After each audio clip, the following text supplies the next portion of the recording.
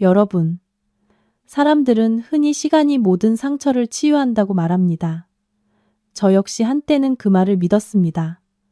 5년, 길지 않은 시간이지만 한 여성이 배신이라는 잿더미 속에서 스스로 일어서서 자신의 삶을 재건하고 평화를 찾기에는 충분한 시간이었습니다. 저는 그 고통스러운 과거가 영원히 잠들 것이라 생각했습니다. 하지만 여러분, 저는 틀렸습니다. 어떤 이들은 우리를 미련 없이 버렸음에도 불구하고 우리가 평온하게 사는 것을 내버려 두지 않습니다. 그들은 참회하기 위해서가 아니라 결코 완전히 아물지 않은 우리의 상처를 다시 한번 짓밟기 위해 돌아옵니다. 그날 오후, 저는 집에 있는 서재에서 일하고 있었습니다. 서울의 중심, 최고급 주상복합 건물의 최상층에 위치한 펜트하우스. 황혼의 햇살이 커다란 통유리창을 통해 비스듬히 들어와 공간 전체를 황금빛으로 물들이고 있었습니다. 저는 새로운 프로젝트 기획안을 검토하고 있었고 옆에는 김이 모락모락 피어오르는 국화차 한 잔이 놓여 있었습니다. 바쁘고 성공적이며 더없이 평화로운 지금의 제 삶은 바로 그런 것이었습니다. 하지만 그 평화는 전화벨 소리 한 번에 깨지고 말았습니다. 낯설지만 소름 끼치도록 익숙한 번호. 지난 5년간 이 번호를 본 적이 없었습니다. 심장이 순간 쿵 하고 내려앉았지만 이내 평정을 되찾았습니다. 저는 더 이상 5년 전의 연약한 서윤이가 아니었습니다. 저는 루나 서루나 세요였습니다. 저는 아무 말 없이 통화 버튼을 눌렀습니다. 여보세요, 서윤이 씨 맞습니까? 수화기 너머로 한 남자의 목소리가 들려왔습니다. 평생 잊을 수 없을 것 같은 목소리. 여전히 거만하고 상대를 얕보는 듯한 그 말투.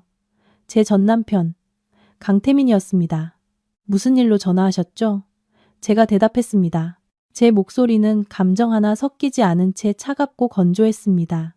아마 저의 그런 평온함이 그를 조금 놀라게 했을 겁니다. 그는 몇 초간 침묵하더니 이내 비웃음을 터뜨렸습니다. 그 비웃음 너머로 경멸에 찬 그의 얼굴이 그려지는 듯 했습니다. 오, 아직도 그런 목소리로 말하는군. 5년간 세상 풍파에 시달리면서 좀 더 현명하게 말하는 법을 배웠을 줄 알았는데 저는 여전히 침묵을 지켰습니다. 그가 저에게 전화한 것이 안부를 묻기 위함이 아니라는 것쯤은 잘 알고 있었습니다. 알았어. 서로는 집어치우지. 그가 마치 선심이라도 쓰는 듯한 투로 말했습니다. 소식 하나 전해주려고 전화했어. 이번 주말에 약혼녀랑 같이 한번 들르려고 해. 약혼녀? 5년 전이었다면 제 가슴을 산산조각 냈을 그 두 단어가 지금은 그저 헛웃음만 나올 뿐이었습니다. 저를 보러 오시겠다고요? 제가 비꼬는 투로 되물었습니다. 우리가 그 정도로 가까운 사이라고는 생각 안 했는데요. 그렇게 강한 척할 필요 없어. 그가 큰 소리로 웃었습니다. 다 알고 있으니까. 아직도 그 허름한 서민 동네에 살고 있지. 아마 남의 집 가사 도우미나 식당 설거지 같은 일로 하루 벌어 하루 살고 있겠지. 참 안 됐군. 그래도 한때 부부였던 정이 있으니 어떻게 사나 보러는 가야지. 도움이 필요한 건 없는지도 좀 보고. 그리고 그가 목소리를 길게 느렸습니다. 내 새 약혼녀, 오유라.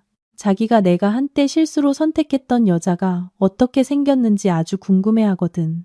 일종의 자선 활동 삼아 내 식견이나 넓혀주러 가는 셈치지. 역시 그랬습니다. 그는 안부를 물으러 오는 것이 아니었습니다. 그는 과시하고 모욕하고 제가 비참하게 살고 있을 것이라 믿는 모습을 보며 희열을 느끼기 위해 오는 것이었습니다. 저의 비참함을 자신의 행복과 성공의 배경으로 삼고 싶었던 겁니다. 그런 수고까지 하실 필요 없어요. 제가 말했습니다. 제 삶에 당신이 신경 쓸 필요 없으니까요. 에이, 그렇게 사양하지 말고. 그는 여전히 사람을 약 올리는 말투를 유지했습니다. 그렇게 정했으니까. 토요일 오전 10시. 주소나 보내. 숨을 생각은 말고. 내가 한번 찾으려고 마음먹으면 땅속으로 숨어도 소용없으니까. 그의 오만함은 제 인내심의 마지막 한계를 건드렸습니다. 좋습니다. 그가 연극을 보고 싶다면 기꺼이 보여주겠습니다. 하지만 배역은 그가 정하는 것이 아닐 겁니다. 한 가지 생각이 제 머릿속을 스쳐 지나갔습니다. 대담하고 조금은 잔인한 생각. 좋아요. 제가 대답했습니다. 제 목소리는 갑자기 이상할 정도로 다정하게 변해 있었습니다. 그렇게까지 생각해 주신다니 제가 어떻게 거절하겠어요? 주소 받아 적으세요. 서울 송파구 올림픽로 300 시그니엘 레지던스 68층 펜트하우스. 수화기 넘어가 순간 정적에 휩싸였습니다. 강태민의 숨소리가 거칠어지는 것이 똑똑히 들렸습니다. 너 뭐라고 했어? 시그니엘 펜트하우스라고? 그가 자기 귀를 의심하며 더듬거렸습니다. 네, 맞아요. 저는 아주 옅은 미소를 지었습니다. 저 여기서 가사도우미로 일하거든요. 저희 사모님이 아주 좋으신 분이라 제가 손님을 맡는다고 해도 분명 괜찮다고 하실 거예요. 그냥 오세요. 토요일 오전 10시. 기다릴게요. 저는 그가 더 질문할 기회를 주지 않고 전화를 끊어버렸습니다. 전화기를 테이블에 내려놓고 불이 켜지기 시작하는 도시를 바라보았습니다. 강태민, 당신은 스스로 내 덫으로 걸어 들어왔어. 당신이 연극을 보고 싶어 했지. 좋아, 평생 잊지 못할 연극을 보여주지. 당신이 주인공이 되는 가장 비극적인 역할의 연극을. 여러분께서도 이 오만한 전남편의 행동에 분노를 느끼고 그들의 재회가 얼마나 극적으로 펼쳐질지, 강태민 앞에는 어떤 충격이 기다리고 있을지 궁금하시다면 채널 구독과 알림 설정 버튼을 눌러주시기 바랍니다. 왜냐하면 여러분, 이 체스 게임은 이제 막 시작되었을 뿐이니까요. 저는 찻잔을 내려놓고 반짝이는 고층 빌딩들을 향해 먼 시선을 던졌습니다. 강태민의 전화는 고요한 호수에 던져진 돌멩이처럼 지난 5년간 제가 애써 묻어두었던 기억들을 다시 휘저어 놓았습니다. 제가 왜 그토록 침착할 수 있었는지, 왜 그토록 비꼬는 듯한 덫을 놓았는지 이해하기 위해서는 아마도 우리는 시간을 거슬러 7년 전으로 돌아가야 할 겁니다. 제 신데렐라의 꿈이 시작되었고 동시에 모든 것이 부서지기 시작했던 바로 그날로 말입니다. 7년 전 저는 서윤이었습니다. 그래픽 디자인을 전공하는 착하고 조금은 수줍음 많은, 그리고 언제나 낭만적인 마음을 품고 있던 대학교 4학년 학생이었습니다. 저에게는 내세울 만한 집안 배경이 없었습니다. 지방 소도시의 평범한 공무원이셨던 부모님은 평생을 아끼고 절약하며 저를 뒷바라지하셨습니다. 당시 저에게 화려한 서울은 하나의 꿈이었고 사랑은 세상에서 가장 아름다운 것이었습니다. 그리고 저는 강태민을 만났습니다. 그는 마치 동화 속에서 걸어 나온 왕자님처럼 제 인생에 나타났습니다. 그는 유복한 사업가 집안의 아들이었고 이름 있는 무역회사의 후계자였습니다. 그는 잘생겼고 신사적이었으며 고급 외제차를 몰았습니다. 그리고 저처럼 세상 물정 모르는 여대생의 마음을 흔들어 놓을 달콤한 말을 할 줄 아는 남자였습니다. 우리는 한 미술 전시회에서 우연히 만났습니다. 그는 다채롭고 몽환적인 제 그림에 매료되었다고 했습니다. 그는 제 재능을 칭찬하며 저에게서 그가 흔히 만나던 천박한 재벌가 딸들과는 다른 특별한 영혼을 보았다고 말했습니다. 저는 그 말을 믿었습니다. 저는 순식간에 그의 사랑의 덫에 빠져들었습니다. 당시 우리의 사랑은 정말 아름다웠습니다. 그는 저를 고급 레스토랑에 데려갔고 비싼 선물을 사주었습니다. 하지만 저를 가장 행복하게 했던 것은 그가 제 본연의 모습을, 저의 소박하고 진실된 모습을 사랑한다고 말해준 것이었습니다. 그는 제 곁에 있을 때 물질 세계가 줄 수 없는 평온함을 느낀다고 했습니다. 그가 청혼했을 때 저는 조금 망설였습니다. 우리 집안의 배경이 어울리지 않는다는 것을 알았기 때문입니다. 저는 그 차이가 두려웠지만 그는 제 손을 잡고 약속했습니다.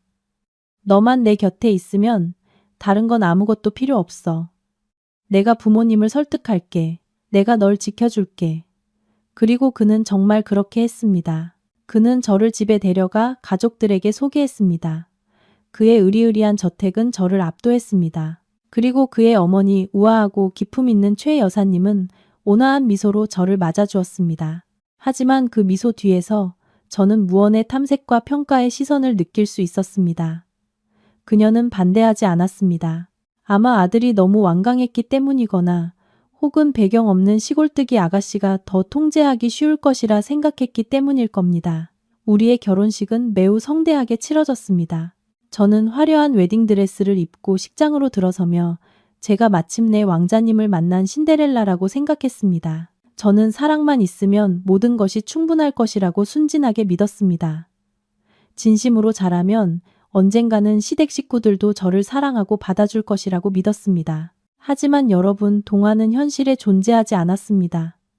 그리고 성의 문이 닫혔을 때 신데렐라는 공주가 되지 못했습니다. 그녀는 자신의 집에서 하녀가 되었고 그림자가 되었습니다. 신혼여행이 끝나자마자 시어머니의 본색이 드러나기 시작했습니다.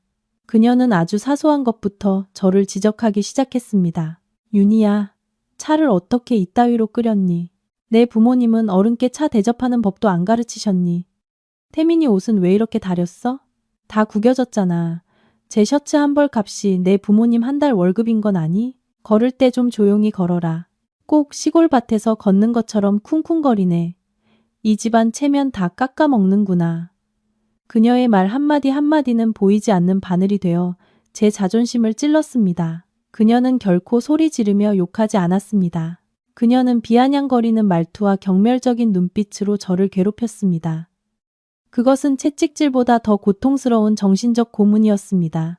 그녀는 늘 저의 출신을 상기시키며 제가 운 좋게 높은 곳으로 기어오른 존재이니 분수를 알아야 한다고 일깨웠습니다. 그리고 저를 지켜주겠다고 약속했던 남편, 태미는.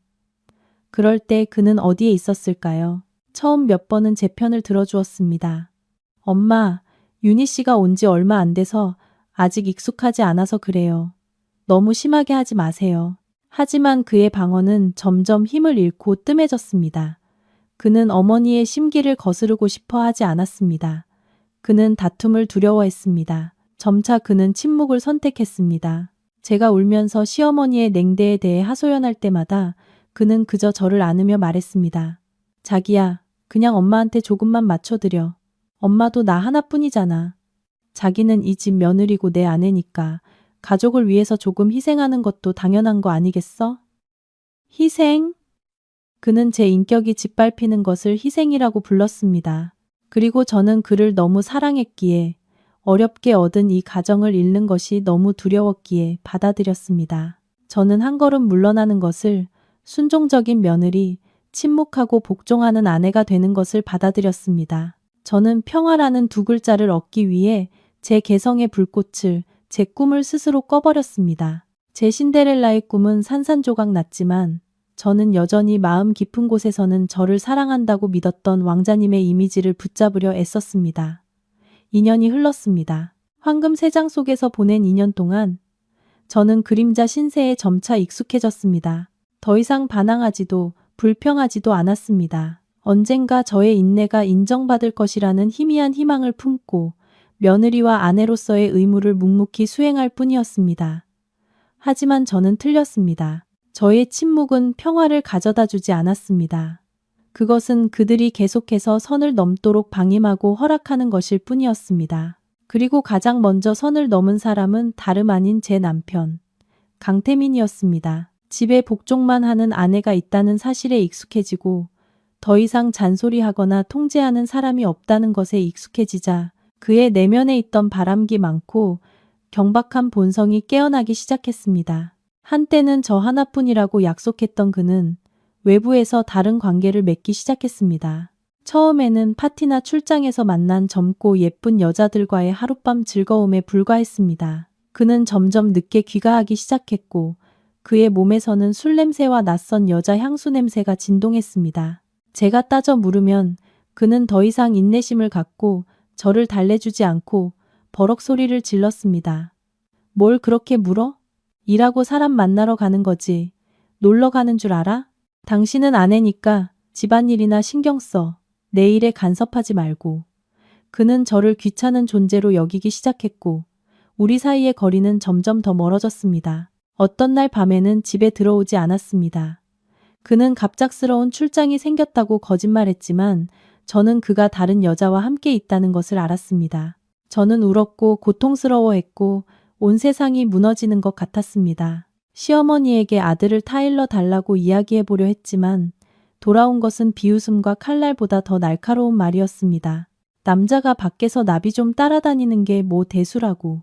집으로 돌아올 줄만 알고 아내한테 돈만 잘 갖다 주면 됐지. 아내는 눈 감아줄 건 감아주고 남편 단속을 잘해야지.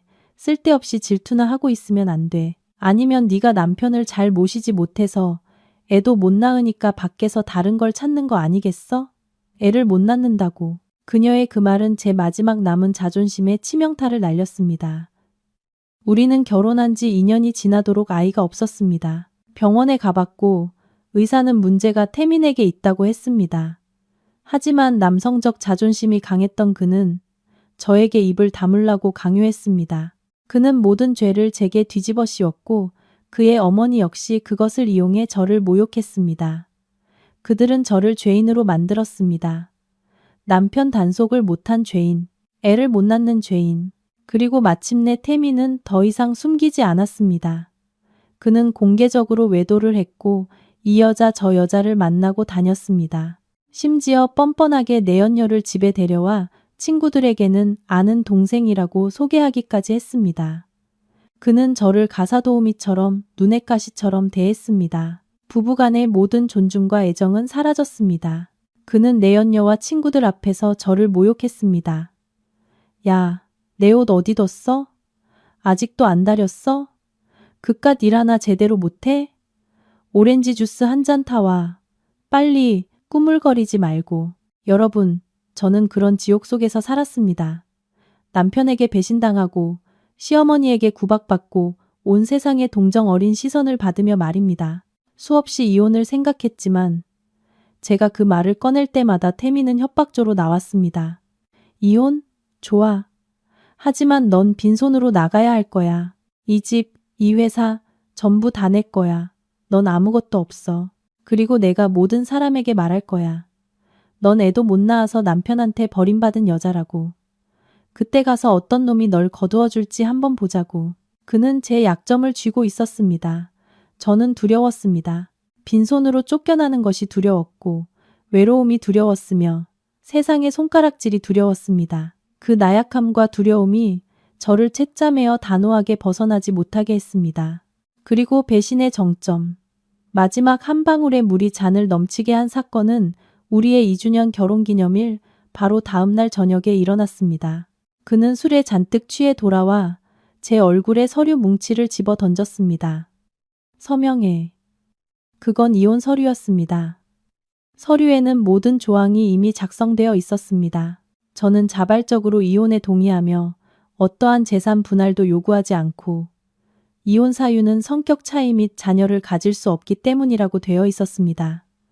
어째서? 저는 눈물을 흘리며 소리쳤습니다. 난 당신과 이 가정을 위해 모든 걸 바쳤는데 어떻게 나한테 이럴 수 있어? 태미는 잔인하고 냉소적인 미소를 지었습니다. 넌 더 이상 이혼 가치가 없으니까. 서윤이, 너보다만 배는 나은 여자를 찾았거든. 그녀는 젊고 예쁘고 집안도 좋고 가장 중요한 건 나에게 아들을 낳아줄 수 있다는 거야. 그런데 너는? 그는 경멸적인 눈빛으로 제 머리부터 발끝까지 훑어보았습니다. 넌 그냥 낡아빠진 물건이야. 유통기한이 다 됐다고. 서명하고 내 집에서 꺼져. 내 눈앞에서 더러운 꼴 보이지 말고. 말을 마친 그는 뒤돌아 곧장 위층으로 올라가 버렸고 저는 제 인생의 파편처럼 흩어진 서류들 사이에서 바닥에 주저앉아 버렸습니다. 2년 만에 제 신데렐라의 꿈은 이보다 더 비참할 수 없는 방식으로 끝났습니다. 저는 모든 가치를 착취당한 후 낡은 장난감처럼 버려졌습니다. 저택의 무거운 목재 대문이 제 등 뒤에서 쾅 하고 닫히며 모든 것을 완전히 단절시켰습니다. 그 건조한 쾅 소리는 단순히 문이 닫히는 소리가 아니었습니다. 그것은 제가 지난 2년간 온 마음을 다해 가꾸려 했던 결혼 생활, 제 세상 전체가 무너지는 소리였습니다. 저는 차가운 보도블록 위에 낡은 옷 몇 벌이 든 작은 여행 가방 하나와 산산조각난 심장만을 가진 채 서 있었습니다. 어둠이 내리고 저의 작고 외로운 그림자를 삼켜버렸습니다. 저는 말 그대로 버려졌습니다. 저는 목적지 없이 아는 사람 하나 없는 서울의 낯선 거리를 헤맸습니다. 지방에 계신 부모님께는 차마 전화를 걸 수 없었습니다. 무슨 말을 할 수 있을까요? 딸이 실패했다고 남편에게 빈손으로 쫓겨났다고 말씀드려야 할까요? 부모님께서 저 때문에 걱정하시고 마음 아파하시는 것을 원치 않았습니다. 제가 스스로 선택한 길이었고 이제는 그 결과를 스스로 감당해야 했습니다. 그 후 며칠은 제 인생에서 가장 어두운 시간이었습니다. 저는 가난한 노동자들이 모여 사는 동네의 깊숙한 골목에 있는 작고 습한 단칸방을 얻었습니다. 방은 겨우 10제곱미터 약 3평 남짓한 크기에 낡은 침대 하나, 삐걱거리는 책상 하나, 그리고 페인트가 벗겨진 4개의 벽이 전부였습니다. 그곳이 지금 저의 세상이었습니다. 제가 방금 떠나온 화려한 저택과는 너무나 잔인할 정도로 대조적이었습니다. 배신감의 고통이 밤낮으로 저를 갉아먹었습니다. 먹지도 자지도 못한 채 그저 어둠 속에서 무릎을 끌어안고 울기만 했습니다. 강태민의 모습, 그의 미소, 그의 약속, 그리고 그의 마지막 잔인함이 번갈아가며 제 마음을 괴롭혔습니다. 왜? 그 질문이 답 없이 머릿속을 맴돌았습니다. 내가 뭘 잘못한 걸까? 너무 사랑하고 너무 믿었던 것이 잘못이었을까? 아니면 시어머니의 말처럼 애를 못 낳은 것이 잘못이었을까? 자책과 절망이 저를 거의 집어삼킬 뻔했습니다. 죽음을 생각하기도 했습니다. 죽으면 모든 것이 해방될 것 같았습니다. 더 이상 고통도 수치심도 없을 테니까요. 하지만 여러분, 제가 가장 어둡고 절망적인 순간에 작은 생명의 싹이 저를 벼랑 끝에서 붙잡아 주었습니다. 태민의 집을 나온 지 약 2주 후 저는 몸에 이상 신호를 느끼기 시작했습니다. 피곤하고 아침마다 메스꺼웠으며 특히 음식 냄새에 민감해졌습니다. 처음에는 큰 충격으로 몸이 쇠약해졌기 때문이라고만 생각했습니다. 하지만 문득 한 가지 생각이 머리를 스쳤습니다. 저를 공포에 떨게 하면서도 희미한 희망의 불씨를 지피는 생각. 저는 떨리는 손으로 골목 어귀에 있는 약국으로 가임신 테스트기를 샀습니다. 단칸방으로 돌아와 문을 걸어 잠그자 심장이 가슴속에서 미친 듯이 뛰었습니다. 그리고 테스트기에 선명한 2줄이 나타났을 때 저는 바닥에 주저앉아 목 놓아 울었습니다. 임신이었습니다.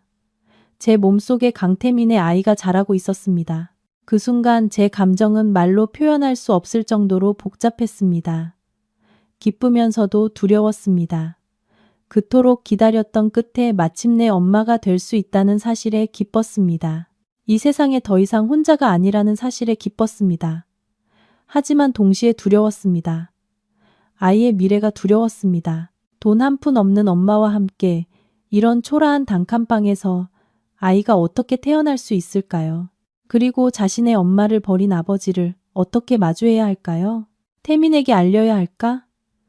그 생각이 스쳐 지나갔지만 곧바로 고개를 저었습니다. 안 돼, 절대 안 돼. 저를 무정하게 버리고 애도 못 낳는다며 모욕했던 남자가 어떻게 이 아이의 존재를 알 자격이 있겠습니까? 그와 그의 가족은 이 아이를 눈의 가시처럼 귀찮은 존재로 여길 것입니다. 아니면 더 나쁘게는 후계자를 얻고 싶다는 욕심에 제게서 아이를 빼앗으려 할지도 모릅니다. 안 돼. 내 아이를 그런 사람들 손에 넘길 수는 없어. 이 아이는 온전히 내 아이야. 하늘이 내게 주신 선물이고 내 어두운 삶의 유일한 빛이야. 바로 그 순간 저는 결심했습니다. 살아야 한다. 그냥 사는 것이 아니라 아주 강하게 살아야 한다. 나를 위해서, 그리고 내 뱃속에서 자라고 있는 이 작은 생명을 위해서. 절망 속에서 피어난 생명의 싹이 저를 붙잡아 주었고 계속 싸워나갈 이유를 주었습니다. 더 이상 울고 고통스러워할 시간이 없었습니다. 움직여야 했습니다. 일을 구하고 돈을 벌어서 아이에게 최고의 미래를 선물해야 했습니다. 신데렐라의 꿈은 죽었지만 엄마로서의 꿈은 이제 막 시작되었습니다. 그리고 그 여정은 무척이나 험난하고 가시밭길일 것이라는 것을 저는 알고 있었습니다. 결심은 쉬웠지만 현실은 전혀 다른 이야기였습니다. 냉혹하고 가혹한 현실. 지난 몇 년간 전업주부로 살아와 일 경험이 없는 서윤희. 저는 이제 점점 불러오는 배를 안고 화려하지만 함정으로 가득한 서울 한복판에서 홀로 살아남아야 했습니다. 그 후의 나날들은 제게 정말 나락과도 같았습니다.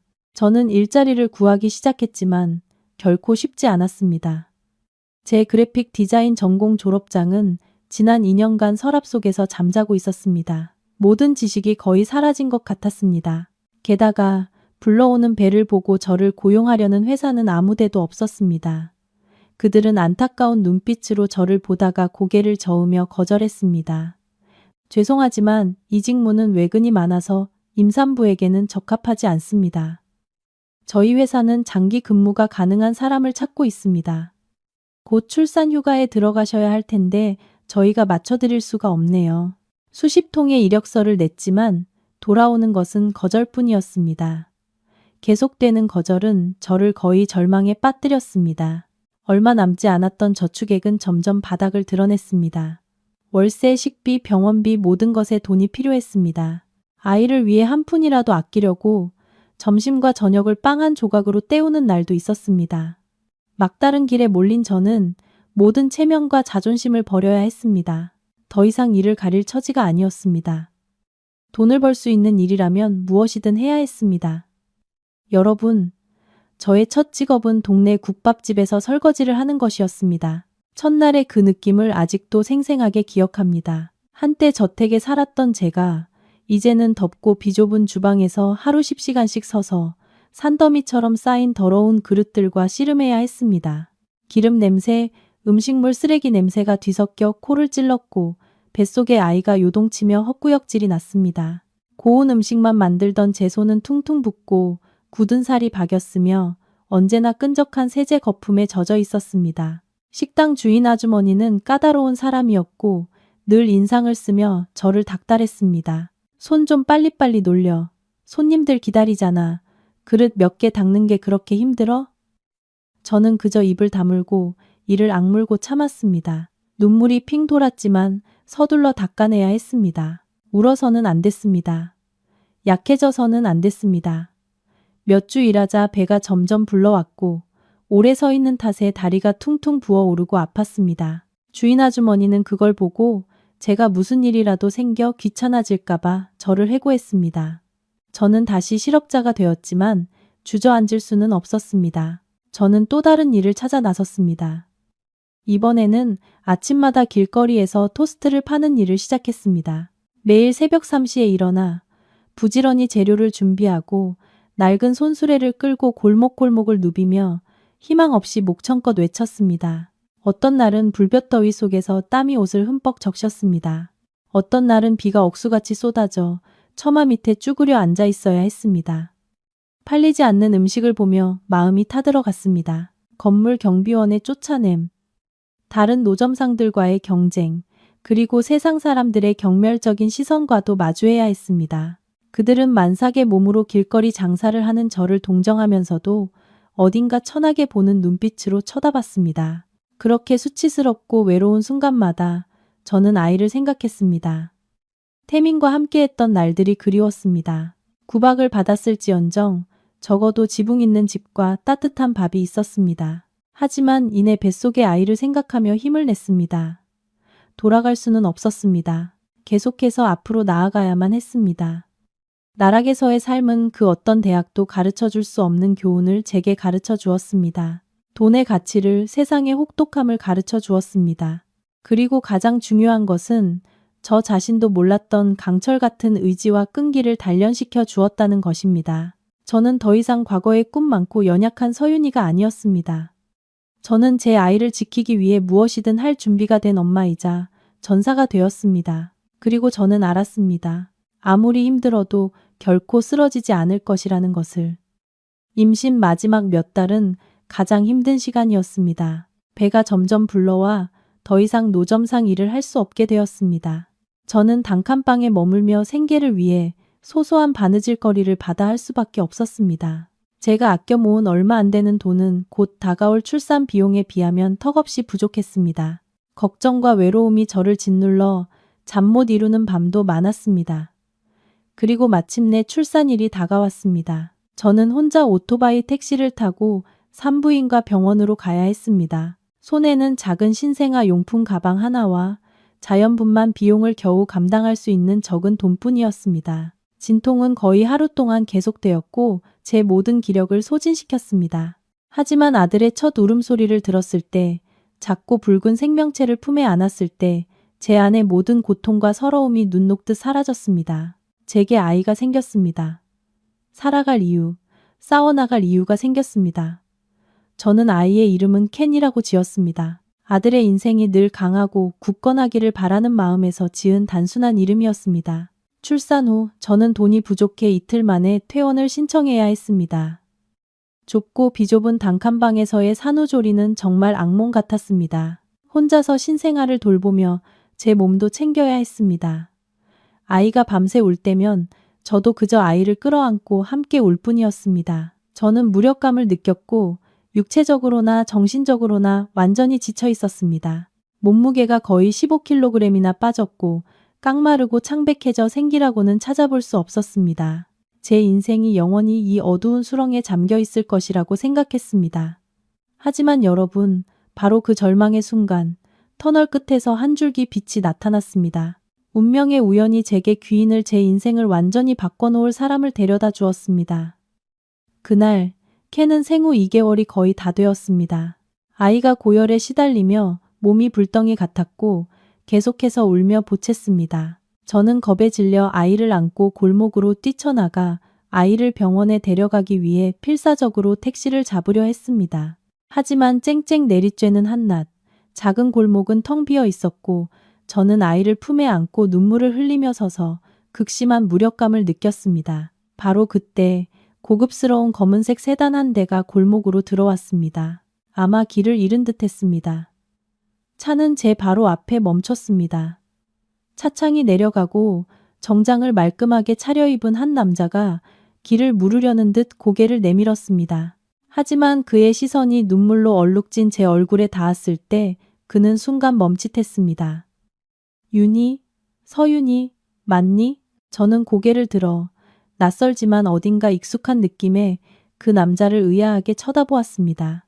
그는 서둘러 차 문을 열고 내렸습니다. 그가 선글라스를 벗었을 때 저는 짧게 자른 머리, 각진 얼굴, 그리고 특히 총명하고 따뜻한 그 눈빛을 알아볼 수 있었습니다. 데이비드 김. 저는 더듬거리며 말했습니다. 그는 제 대학 시절 가장 친한 친구 데이비드 김이었습니다.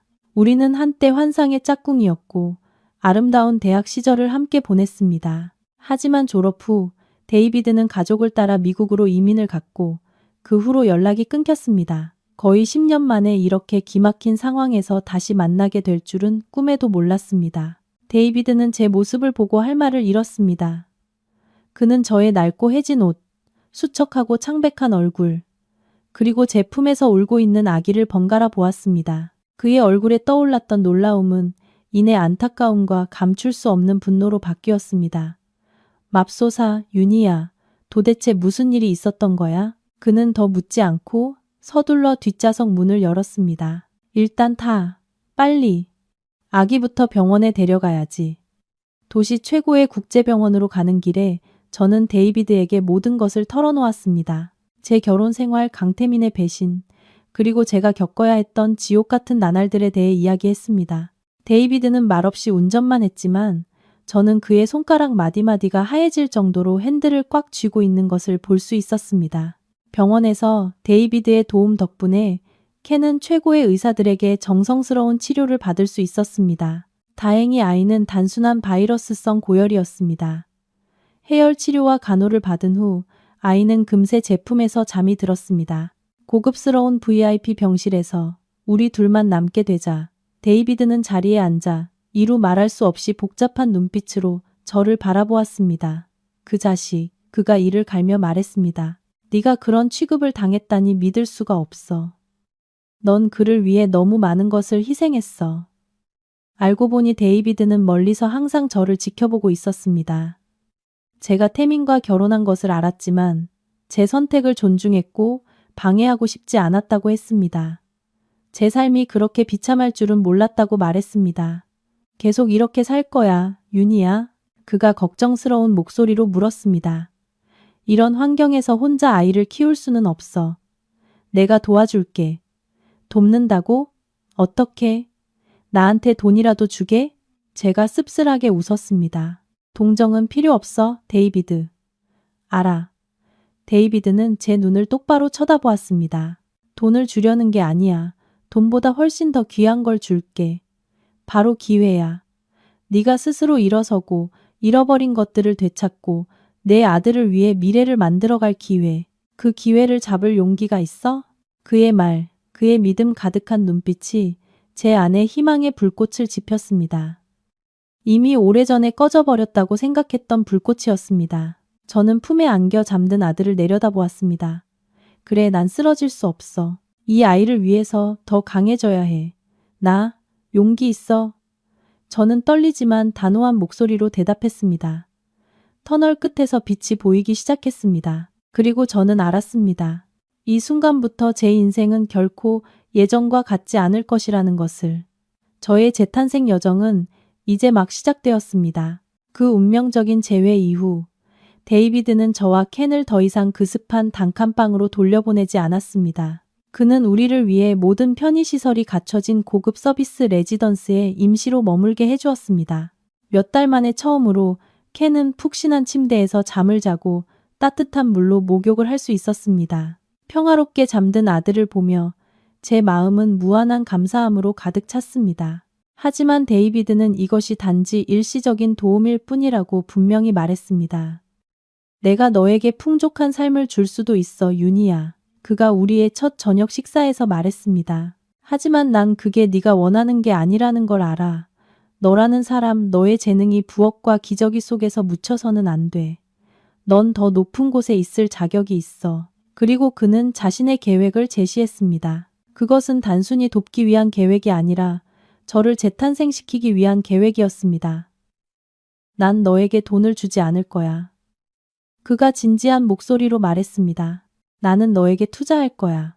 너의 두뇌에 투자할 거라고. 실리콘밸리에서 거의 10년을 보낸 데이비드는 기술 분야 스타트업에 자금을 지원하는 대형 벤처 캐피털의 회장 자격으로 한국에 돌아와 있었습니다.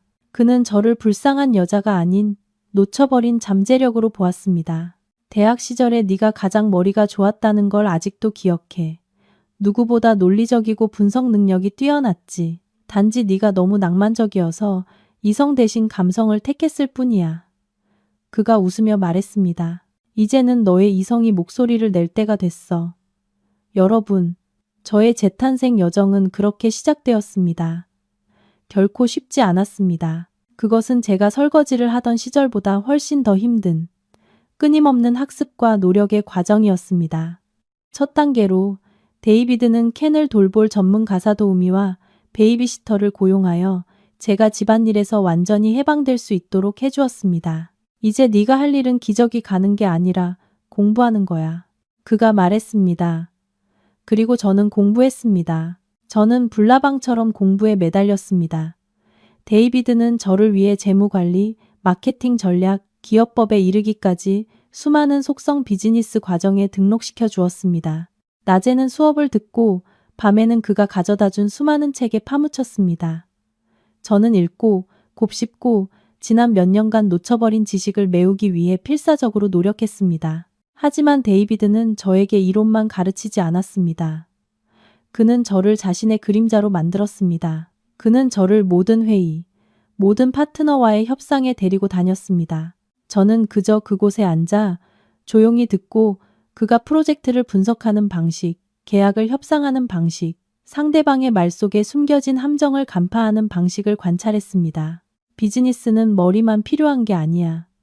배짱과 약간의 냉정함도 필요하지. 그가 긴장감 넘치는 협상이 끝난 후 제게 말했습니다. 그리고 가장 중요한 건 절대 내 약점을 드러내지 않는 거야. 저는 정말 많은 것을 배웠습니다. 저는 마치 스펀지처럼 모든 지식과 경험을 갈망하며 흡수했습니다. 수년간 묻혀있던 저의 타고난 지능과 날카로운 분석 능력은 이제 다시 깨어나 맹렬하게 타오르기 시작했습니다. 저는 저 자신만의 판단과 분석을 내놓기 시작했습니다. 한 번은 데이비드가 한 이커머스 회사에 대한 투자 프로젝트를 검토하고 있을 때 제가 과감하게 그들의 비즈니스 모델의 허점을 지적했습니다. 그의 분석팀조차 놓쳤던 자금 흐름의 위험성이었습니다. 데이비드는 매우 놀랐습니다. 그는 다시 검토했고 제 말이 맞았음을 인정했습니다. 그럴 줄 알았어. 그가 저를 보며 눈빛에 자부심을 담아 말했습니다. 넌 이런 일을 하기 위해 태어났어, 윤희야. 그의 인정은 제게 엄청난 자신감을 불어넣어 주었습니다. 저는 더 이상 소심하고 자존감 낮던 서윤이가 아니었습니다. 저는 제 자신의 가치를 되찾기 시작했습니다. 6개월간의 속성 학습과 훈련 끝에 데이비드는 결정을 내렸습니다. 이제 제가 실전에 나설 때가 되었다고. 그는 제게 첫 번째 임무, 진정한 시험대를 주었습니다. 이건 모바일 게임 스타트업인 스타라이트의 서류야. 그가 테이블 위에 서류 뭉치를 올려놓았습니다. 제품은 잠재력이 아주 좋지만 자금이 바닥나서 파산 직전이야. 네가 우리 펀드 대표 자격으로 회사를 인수하고 구조조정해서 다시 일으켜 세웠으면 좋겠어. 저는 깜짝 놀랐습니다. 저 혼자요? 그래, 너 혼자. 데이비드가 고개를 끄덕였습니다. 나는 개입하지 않을 거야. 이건 너의 졸업시험이야. 네가 뭘 배웠는지 나에게 보여줘. 그것은 도박이었습니다. 투자금뿐만 아니라 제 미래까지 걸린 도박. 하지만 저는 더 이상 두렵지 않았습니다. 저는 그 도전을 받아들였습니다. 저의 재탄생 여정은 이제 새로운 장으로 넘어가야 할 때였습니다. 제가 더 이상 학생이 아닌 제 자신의 배를 직접 조종하는 선장이 되는 장으로 말입니다. 이건 너의 졸업시험이야. 네가 뭘 배웠는지 나에게 보여줘. 데이비드의 말은 신뢰이면서 동시에 엄청난 압박감이었습니다. 그는 제 손에 파산 직전의 회사 운명뿐만 아니라 제 자신의 미래까지 맡긴 것이었습니다. 이것이 제 가치를 증명하고 실패한 여자라는 그림자에서 벗어날 유일한 기회임을 알았기에 저는 스스로에게 패배를 허락할 수 없었습니다. 그 후 며칠 동안 저는 미친 듯이 일에 매달렸습니다. 스타라이트의 임시 사무실에서 거의 먹고 자다시피 했습니다. 낮에는 젊고 열정 넘치는 직원들과 함께 일하며 그들의 사기를 북돋으려 애썼고 밤에는 혼자 끝없이 이어지는 적자 재무보고서와 씨름하며 칠흑 같은 어둠 속에서 한 줄기 빛을 찾으려 노력했습니다. 스타라이트라는 회사는 정말 혼돈 그 자체였습니다. 창의적인 게임 제품은 있었지만 경영과 사업 운영 면에서는 완전히 취약했습니다. 자금은 고갈되었고 직원들은 의욕을 잃었으며 창업자들은 서로를 탓하며 다투고 있었습니다. 누가 봐도 이미 가라앉아 구조가 불가능한 배라고 말할 상황이었습니다. 하지만 저는 그렇게 생각하지 않았습니다. 저는 그곳에서 붕괴가 아닌 기회를 보았습니다.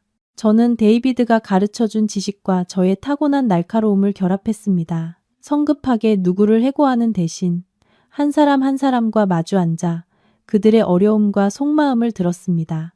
저는 재무뿐만 아니라 기업 문화까지 아우르는 전면적인 구조조정 계획을 세웠습니다. 불필요한 비용을 절감하고 채권자들과 재협상했으며 가장 중요하게는 그들에게 새로운 믿음과 비전을 심어주었습니다. 우리는 게임을 파는 것이 아닙니다. 제가 첫 회의에서 말했습니다. 우리는 꿈을, 경험을 파는 것입니다. 그리고 그러기 위해서는 먼저 우리 자신이 그 꿈을 믿어야 합니다. 그리고 기적이 일어났습니다. 불과 3개월 만에 저의 지휘 아래 스타라이트는 수렁에서 벗어났습니다. 개선 후 완전히 새로운 마케팅 전략으로 재출시된 게임은 예기치 않게 데이트를 쳤습니다. 다운로드 수가 폭발적으로 증가하고 매출이 들어오기 시작했습니다. 회사는 적자에서 벗어났을 뿐만 아니라 흑자를 내기 시작했습니다. 6개월 후 스타라이트는 시장에서 가장 성공적인 모바일 게임 회사 중 하나가 되었습니다. 그리고 저는 무명의 인수 책임자에서 스타트업 업계에서 주목받는 인물이 되었습니다. 하지만 그것이 끝이 아니었습니다. 스타라이트의 성공은 첫 번째 발판에 불과했습니다. 저는 영원히 게임 회사 대표로 머물 수 없다는 것을 알았습니다. 제게는 더 큰 야망이 있었습니다. 저만의 무언가를 만들고 싶었습니다. 그리고 그때 루나 서라는 이름이 탄생했습니다. 저는 과거에 연약하고 사랑에 목매던 서윤이를 영원히 잠재우기로 결심했습니다. 이 길을 계속 걸어갈 사람은 새롭고 더 강하고 날카로우며 독립적인 버전인 루나 서일 것이었습니다. 루나는 달을 의미합니다. 차갑고 신비로운 아름다움을 가졌지만 강렬한 매력을 지닌 존재. 저는 완전히 변했습니다. 긴 머리를 자르고 개성 있는 숏컷으로 바꿨습니다. 소박한 옷들을 치우고 권위 있는 분위기를 풍기는 맞춤 정장을 입었습니다.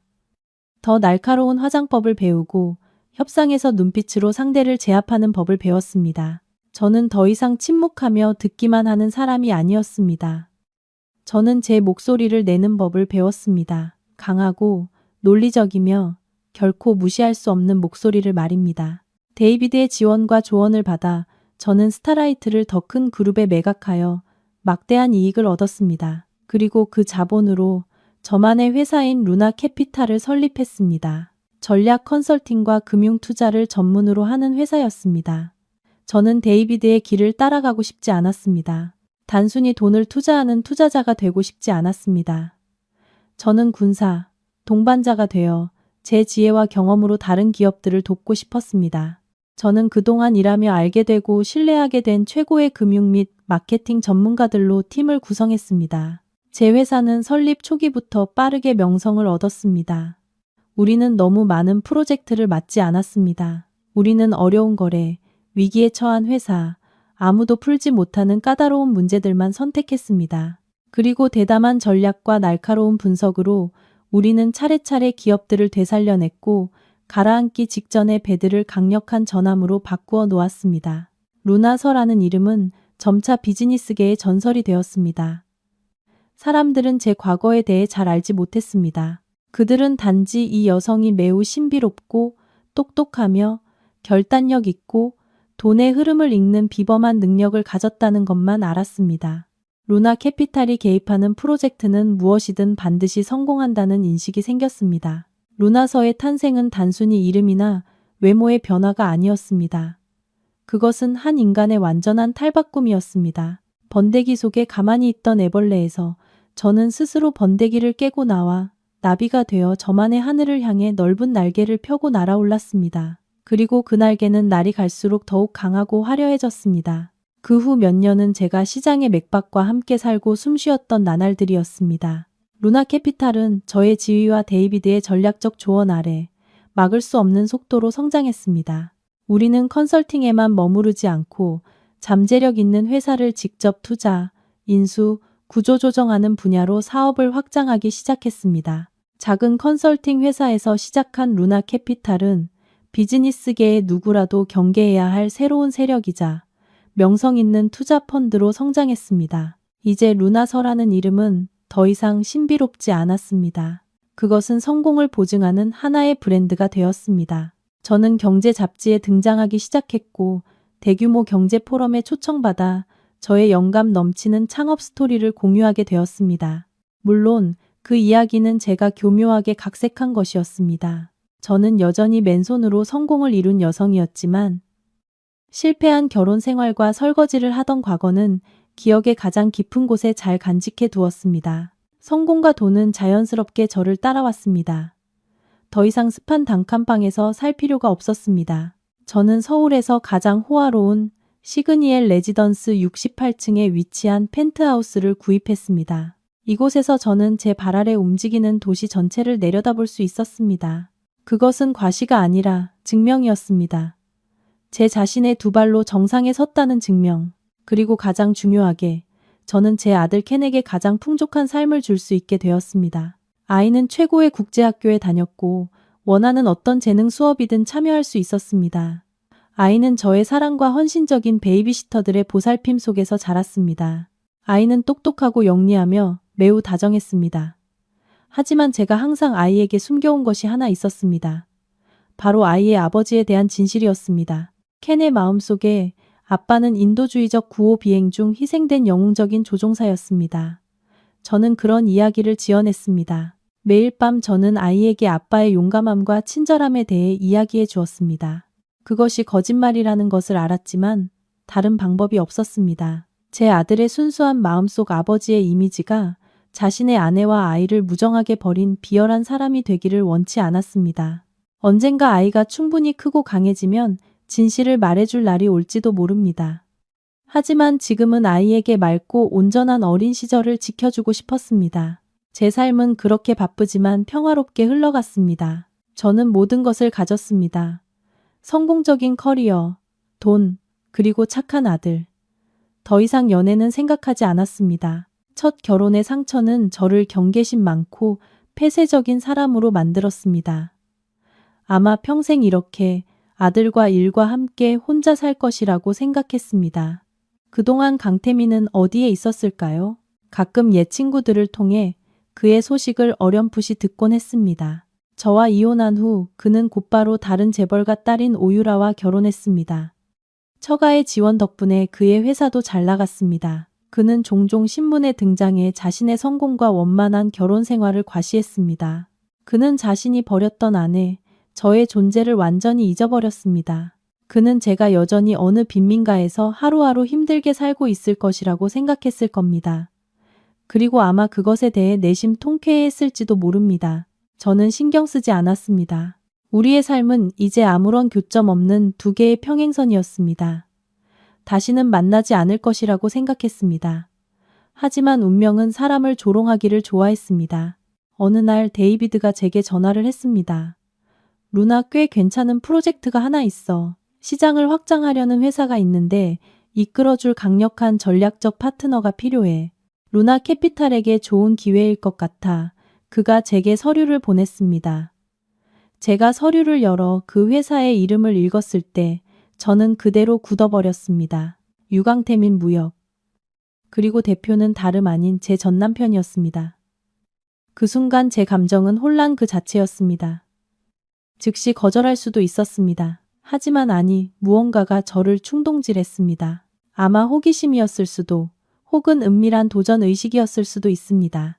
5년 동안 그가 어떻게 변했는지 보고 싶었고, 완전히 낯설고 강력한 루나 서가 된 저와 마주했을 때 그가 어떤 반응을 보일지 보고 싶었습니다.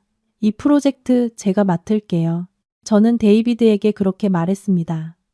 그리고 그것이 그날 과거로부터 걸려온 전화의 이유였습니다. 그 전화는 새로운 연극, 새로운 체스 게임의 시작을 알렸습니다. 그 게임에서 저는 더 이상 희생양이 아닌 승패를 결정할 권리를 쥔 핵심 플레이어가 되었습니다. 강태민, 당신은 스스로 지옥의 문을 두드렸고 내가 바로 그 문을 열어 당신을 환영해줄 사람이야.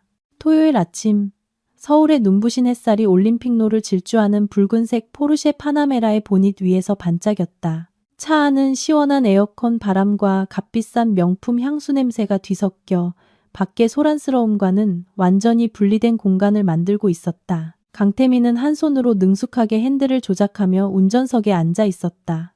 다른 쪽 손목에는 한정판 파텍 필립 시계가 채워져 있었다.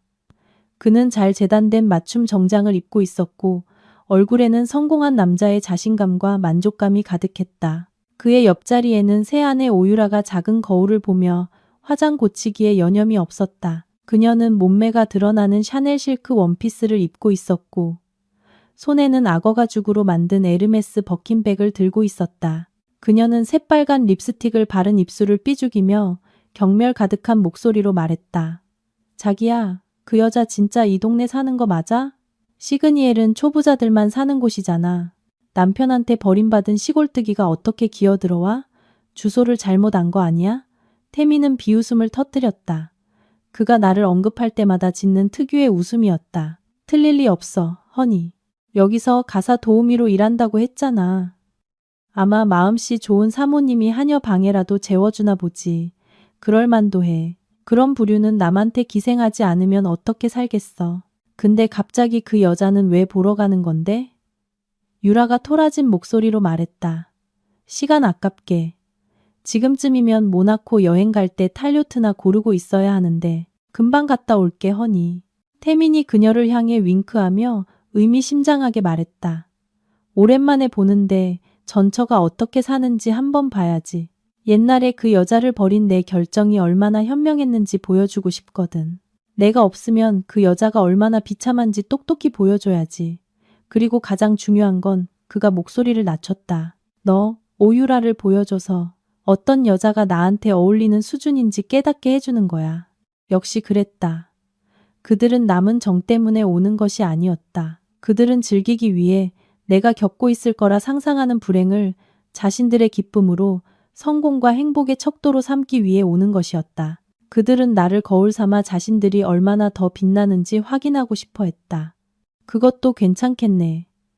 유라가 아기의 찬 미소를 지었다. 나도 한때 자기 마음을 사로잡았던 여자가 얼마나 비참한지 궁금하긴 해. 이따가 실수인 척 동전 몇 개 바닥에 떨어뜨려 줄까? 자선 기부금으로. 역시 내 아내는 똑똑해. 태민이 큰 소리로 웃으며 엑셀을 밟았다. 차는 눈앞에 우뚝 솟은 시그니엘 타워를 향해 빠르게 달려갔다. 그들은 마치 빈민가를 시찰하며 거지에게 약간의 동정을 베푸는 왕과 왕비의 기세로 이곳에 왔다. 그들은 자신들이 빈민가로 가고 있는 것이 아니라는 사실을 몰랐다. 그들은 여왕의 궁전으로 가고 있었다. 그리고 그 여왕은 옥좌에 앉아 두 광대가 와서 재롱을 부리기를 기다리고 있었다.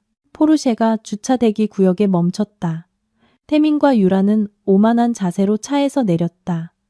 그는 주차 직원에게 차 키를 건네고 유라의 팔짱을 낀 채 로비로 들어섰다. 시그니엘의 로비는 높은 천장, 번쩍이는 대리석 바닥, 중앙에 예술적인 분수대가 있는 5성급 호텔처럼 화려했다. 꽤 괜찮은데 태민이 전문가인 양 감정하는 투로 말했다. 그 여자 사장도 보통 인물은 아닌가 보네.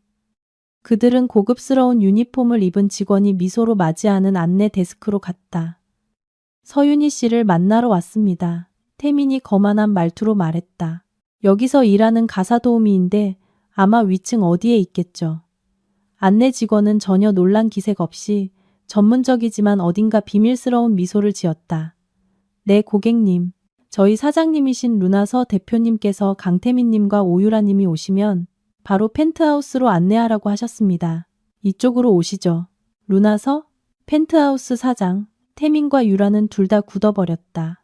뭔가 착오가 있는 게 아닐까? 누가 사장이라고요? 태민이 더듬거리며 되물었다. 네, 루나서 대표님이십니다. 68층 펜트하우스의 주인이시죠. 직원은 여전히 미소를 잃지 않으며 말했다. 두 분을 회장님 전용 엘리베이터로 안내해 드리겠습니다. 태민과 유라는 어리둥절한 채 서로를 쳐다봤다.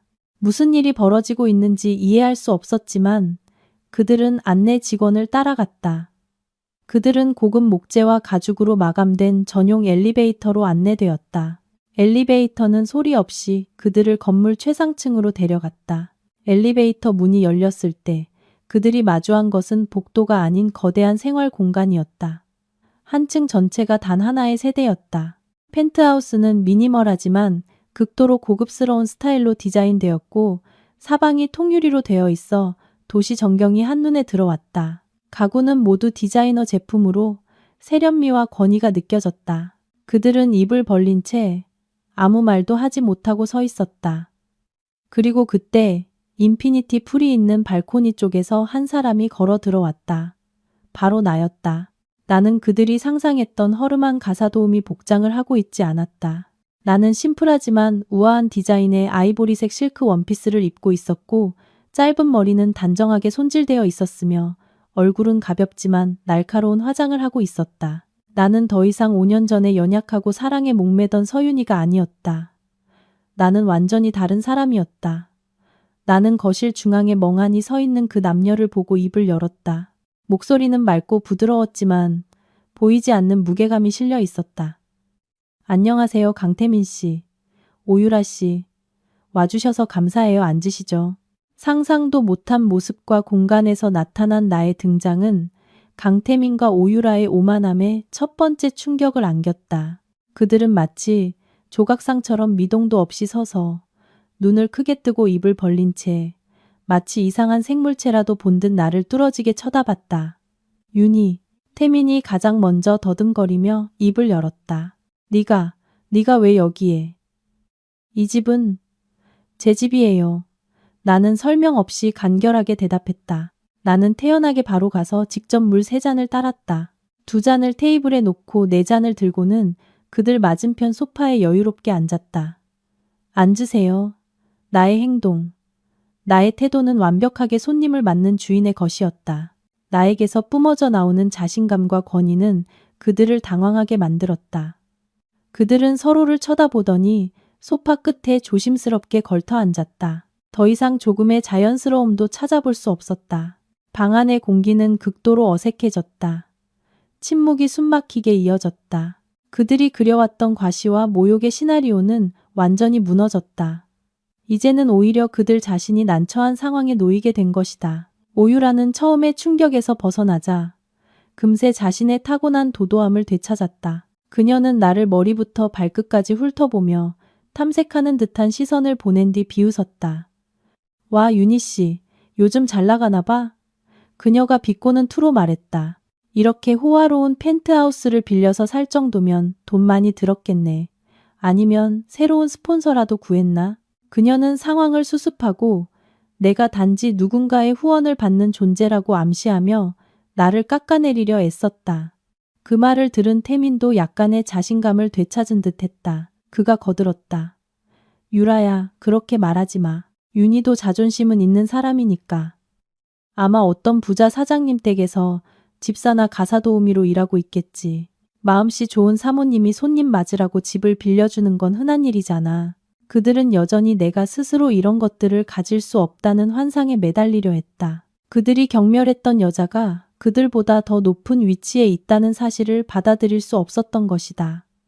나는 화나지 않았다. 그저 우스울 뿐이었다. 나는 옅게 미소 지었다.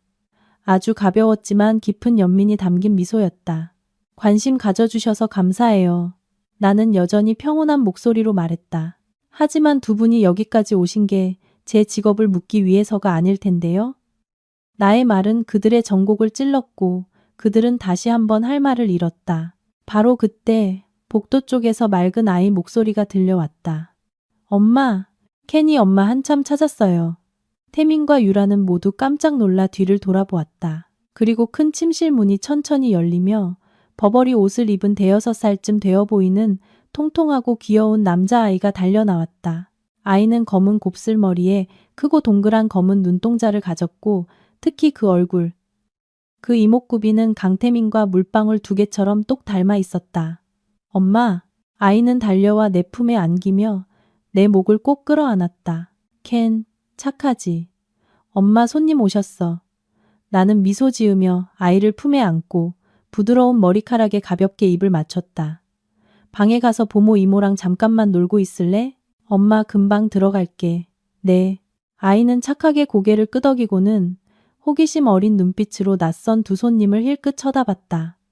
하지만 그 두 손님은 이제 더 이상 의자에 앉아있지 않았다. 그들은 어느새 벌떡 일어나 있었다. 둘 다 완전히 얼어붙은 상태였다. 오유라는 아이를 뚫어지게 쳐다보다가 나를 쳐다봤다. 그녀의 얼굴은 핏기 하나 없이 새하얘졌다. 그녀는 여자였기에 누구보다 잘할 수 있었다. 5살짜리 아이가 의미하는 것을.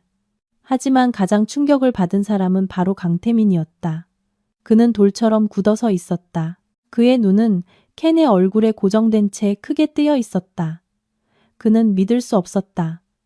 그 얼굴은 단지 닮은 것이 아니었다. 그것은 자신의 어린 시절을 축소해 놓은 완벽한 복제품이었다. 그는 예전에 가족 앨범에서 그 사진을 본 적이 있었다. 그의 몸속에 피가 새는 것 같았다. 그는 나를 보고 다시 아이를 보며 입술을 달싹였지만 말을 잇지 못했다. 쟤는, 나는 대답하지 않았다. 그저 알 수 없는 미소를 지으며 보모에게 켄을 방으로 데려가라는 신호를 보냈다. 하지만 아이의 모습은 태민의 뇌리에 깊이 박혔다. 5살. 아이는 대략 5살이었다. 5년 전은 우리가 이혼한 시점이었다. 그리고 그 전에 그는 내가 몸이 좋지 않다고 말했던 것을 기억해냈다. 끔찍한 진실, 그가 상상조차 할 수 없었던 진실이 서서히 눈앞에 드러나고 있었다. 그에게 아들이 있었다. 그가 엄마와 함께 무정하게 버렸던 아들. 지난 5년간 존재조차 몰랐던 아들. 안 돼.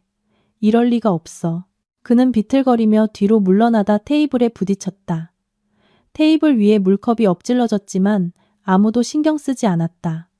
오유라도 정신을 차렸다. 그녀의 얼굴에 떠올랐던 경악은 금세 분노로 바뀌었다. 강태민 씨, 설명해봐. 저 아이 뭐야? 저 여자랑 숨겨둔 애가 있었던 거야? 난 몰랐어. 태민이 더듬거렸다. 그의 머릿속은 완전히 하얘졌다. 그는 나를 보며 애원과 당혹, 그리고 책망이 뒤섞인 눈빛을 보냈다. 하지만 나는 냉정한 시선으로 답할 뿐이었다. 그리고 아무 말 없이 태민은 도망치듯 내 펜트하우스를 뛰쳐나갔다. 그는 이 진실을 마주할 수 없었다. 그는 이곳에서 나의 시선에서, 그리고 방금 나타난 아들의 이미지에서 벗어나야만 했다. 오유라도 분노에 차 뒤따라 뛰쳐나가며 나에게 증오 가득한 눈빛을 던지는 것을 잊지 않았다. 엘리베이터 문이 닫히고 방 안에는 다시 정적이 찾아왔다. 그들의 과시욕 넘치는 연극은 이보다 더 비참할 수 없는 방식으로 막을 내렸다. 첫 번째 충격은 가해졌고 나는 이것이 단지 시작일 뿐이라는 것을 알았다. 회장 전용 엘리베이터 문이 닫히고 강태민과 오유라의 오만과 경멸을 모두 밖으로 가둔 채 나의 펜트하우스는 본래의 정적을 되찾았다. 나는 화려한 거실 중앙에 서서 닫힌 문을 바라보았다. 마음속에는 조금의 통쾌함도 없었다.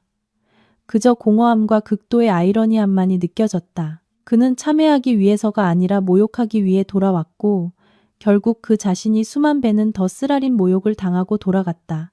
엄마, 그 아저씨랑 아줌마는 누구예요?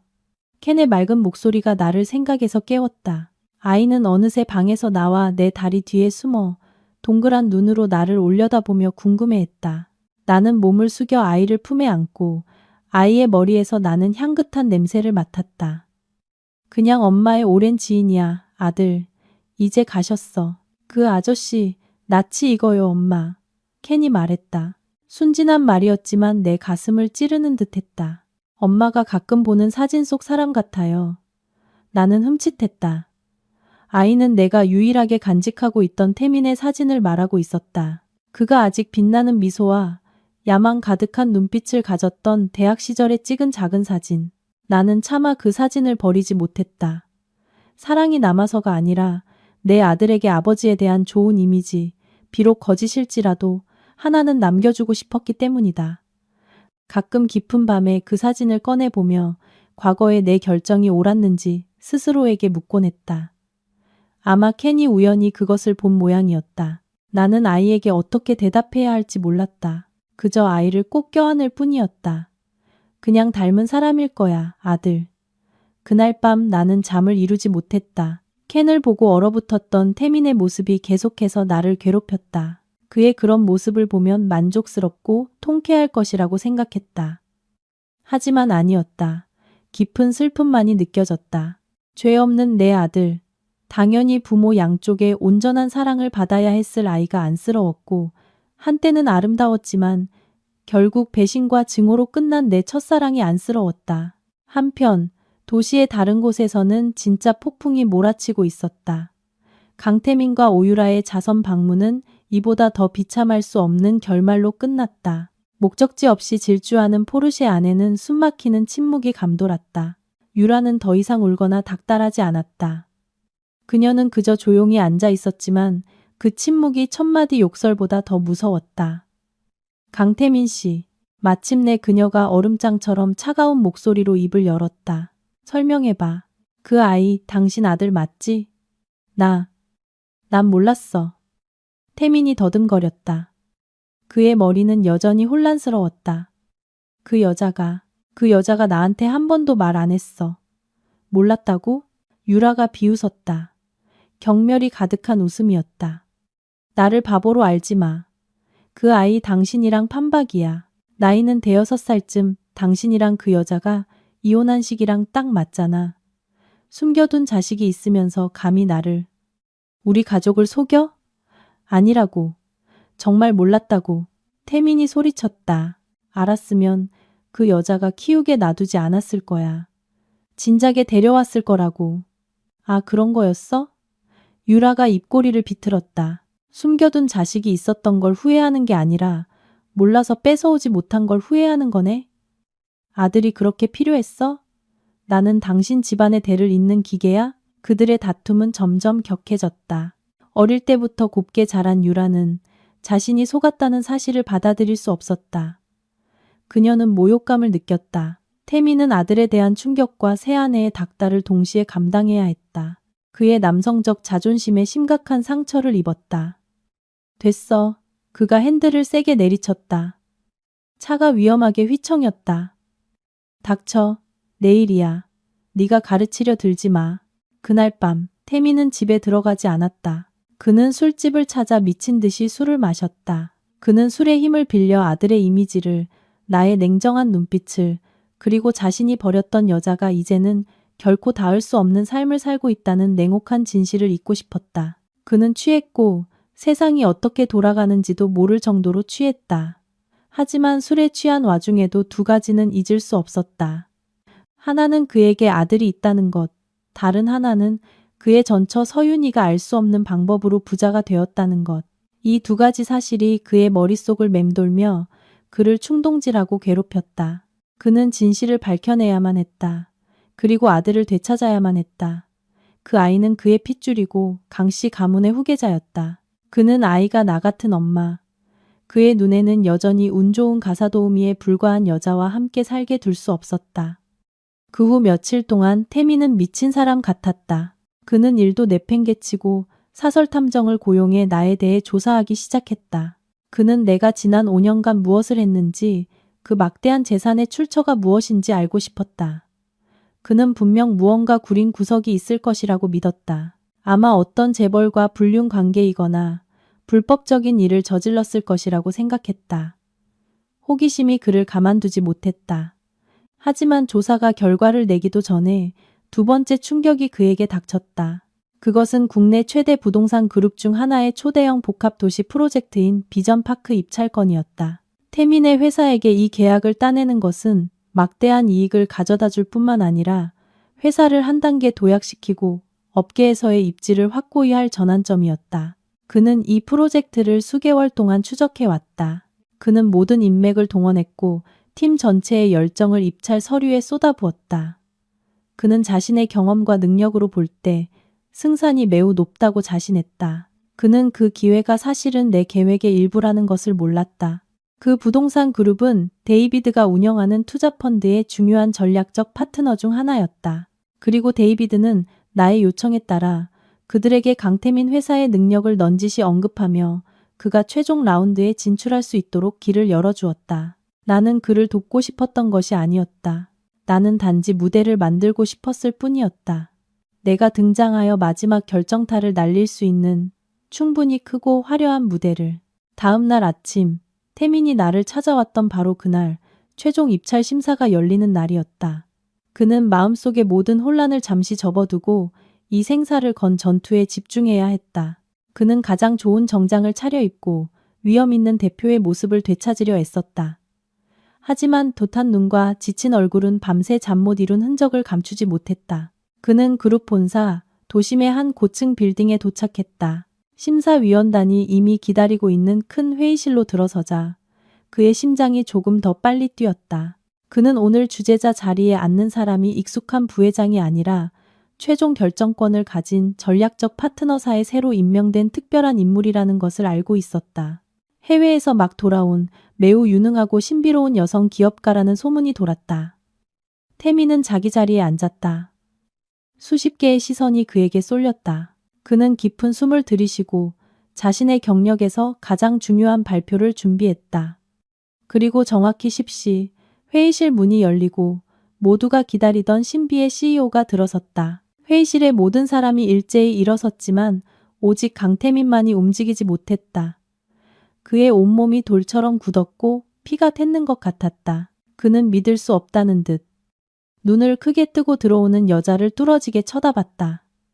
그 사람은 다름 아닌 서윤이, 바로 나였다. 나는 더 이상 소박한 전업주부나 불쌍한 미혼모가 아니었다.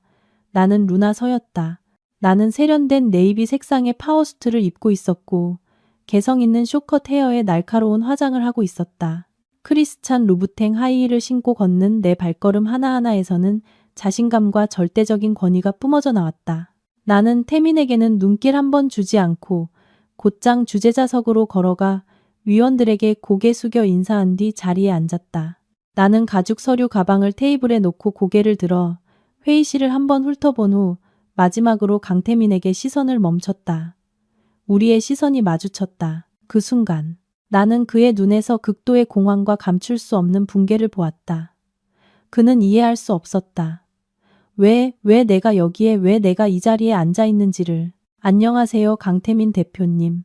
내가 입을 열었다. 내 목소리는 맑고 차갑게 정적이 흐르는 회의실 전체에 울려 퍼졌다. 여기서 다시 뵙게 되어 반갑습니다. 저는 이번 프로젝트의 전략적 파트너인 루나캐피탈의 CEO 루나서입니다. 모두 앉으시죠. 루나서. 루나캐피탈. 지난 며칠 동안 태미는 탐정들을 통해 그 이름을 여러 번 들었다. 스타라이트를 인수하여 황금알을 낳는 거위로 만든 신비로운 여성 기업가, 떠오르는 신흥 세력. 그는 한때 이 여성에 대해 약간의 존경심과 호기심을 가졌었다. 그 사람이 바로 자신이 벌였던 전처일 줄은 꿈에도 몰랐던 것이다. 두 번째 충격. 그것은 첫 번째 충격보다 훨씬 더 끔찍했다. 첫 번째 충격은 단지 그의 감정과 아버지로서의 본능을 건드렸을 뿐이다. 하지만 이 충격은 그의 경력, 그의 자아, 그의 모든 오만함을 정면으로 강타했다. 한때 쓸모없고 기생충 같다고 여겼던 여자가 이제는 그의 회사 존폐를 결정할 수 있는 자리에 앉아 있었다. 이제 시작해도 될까요, 강 대표님? 내가 물었다. 목소리는 여전히 평온하고 전문적인 태도를 유지했다. 귀사의 획기적인 아이디어를 듣고 싶습니다. 태미는 깜짝 놀라 어색하게 일어섰다. 그는 서류를 펴려고 했지만 손이 너무 떨려 종이를 넘길 수조차 없었다. 그는 나를 올려다보고 다시 맞은편에 앉은 권위 있는 얼굴들을 쳐다봤다. 그의 머릿속은 완전히 하얘졌다.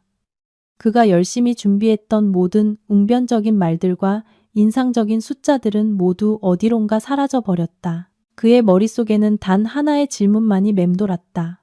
어째서? 연극은 이보다 더 예상치 못하고 극적인 방식으로 막을 내렸고 최후의 심판은 이제 막 시작되려 하고 있었다. 강태민은 스스로 법정에 들어섰다. 변호인도 없는 상업계의 법정. 그리고 판사는 바로 그가 한때 무자비하게 짓밟았던 사람이었다. 회의실 안의 공기는 강태민이 마른 침을 삼키는 소리가 들릴 정도로 숨이 막혔다. 그는 밝은 조명 아래 발표대에 서 있었지만 얼굴은 생기 하나 없이 잿빛이었다. 그는 마치 공연 직전 대사를 잊어버린 배우처럼 화려한 무대 한가운데서 어쩔 줄 모르고 서 있었다. 심사위원단 전체는 이해할 수 없다는 눈빛과 약간의 실망감을 섞어 그를 쳐다봤다. 그들은 자신감 넘치는 대표의 인상적인 발표를 기대했지 어색한 침묵을 기대한 것이 아니었다. 나는 주재자석에 앉아 그의 비참한 모습을 조용히 관찰했다. 통쾌하지 않았다. 그저 극도의 아이러니함만이 느껴졌다. 인간이란 오만이라는 껍질과 스스로 만든 환상을 벗겨내면 그 속은 이토록 연약하고 공허한 존재였던가. 강 대표님, 내가 숨막히는 침묵을 깨며 입을 열었다. 내 목소리는 여전히 개인적인 감정 하나 없이 평온하고 전문적이었다. 아마 조금 긴장하신 것 같군요. 괜찮습니다. 발표 준비가 아직 안 되셨다면 형식을 조금 바꿔보죠. 제가 질문하고 대표님께서 대답하시는 건 어떻습니까?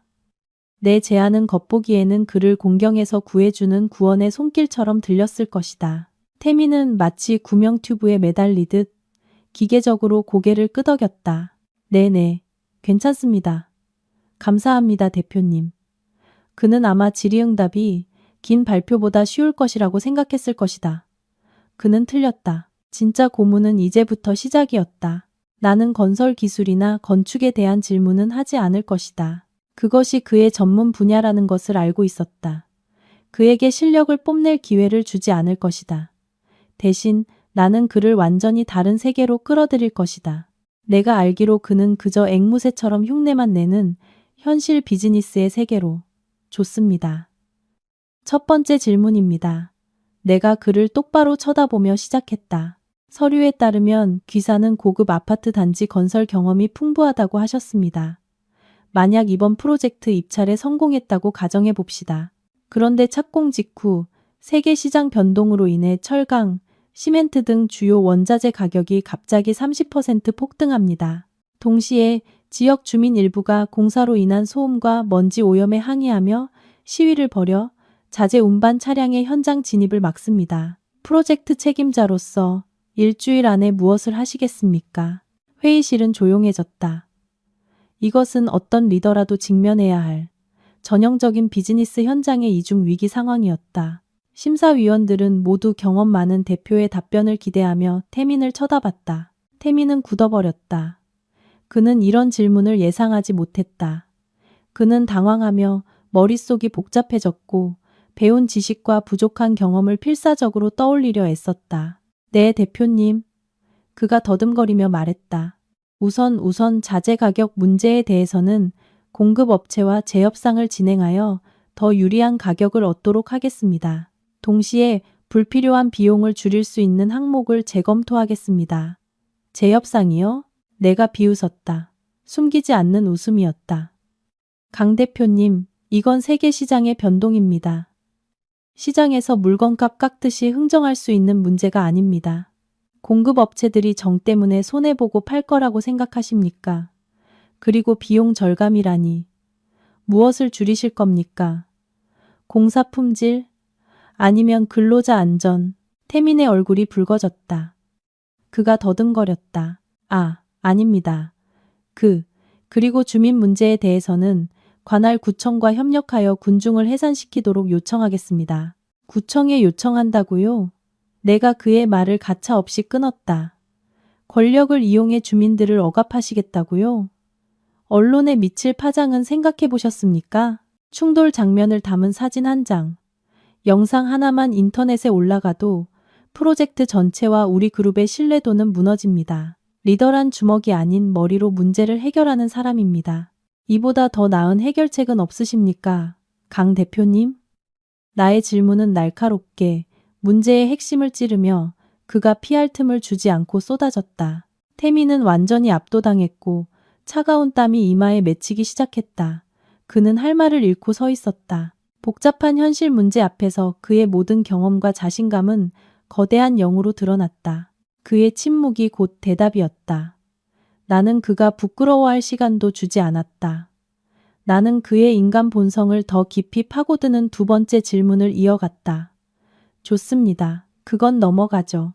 나는 의자에 등을 기대며 더 차가운 목소리로 말했다. 귀사 서류에는 회사의 경영 철학이 신뢰와 책임이라고 적혀 있습니다. 아주 좋은 철학이네요. 그래서 좀 더 개인적인 질문을 하나 드리고 싶습니다. 만약 당신에게 가장 힘든 시절을 함께 겪고 당신의 성공을 위해 모든 것을 희생한 아내가 있다고 가정해 봅시다. 그런데 성공하고 나니 그녀가 더 이상 당신 수준에 맞지 않는다고 느낍니다. 당신은 외도하고 그녀가 가장 힘들 때 그녀를 버립니다. 그렇다면 그 행동이 당신이 내세운 신뢰와 책임이라는 철학과 부합한다고 생각하십니까? 나의 질문은 회의실 한가운데서 터진 폭탄과도 같았다.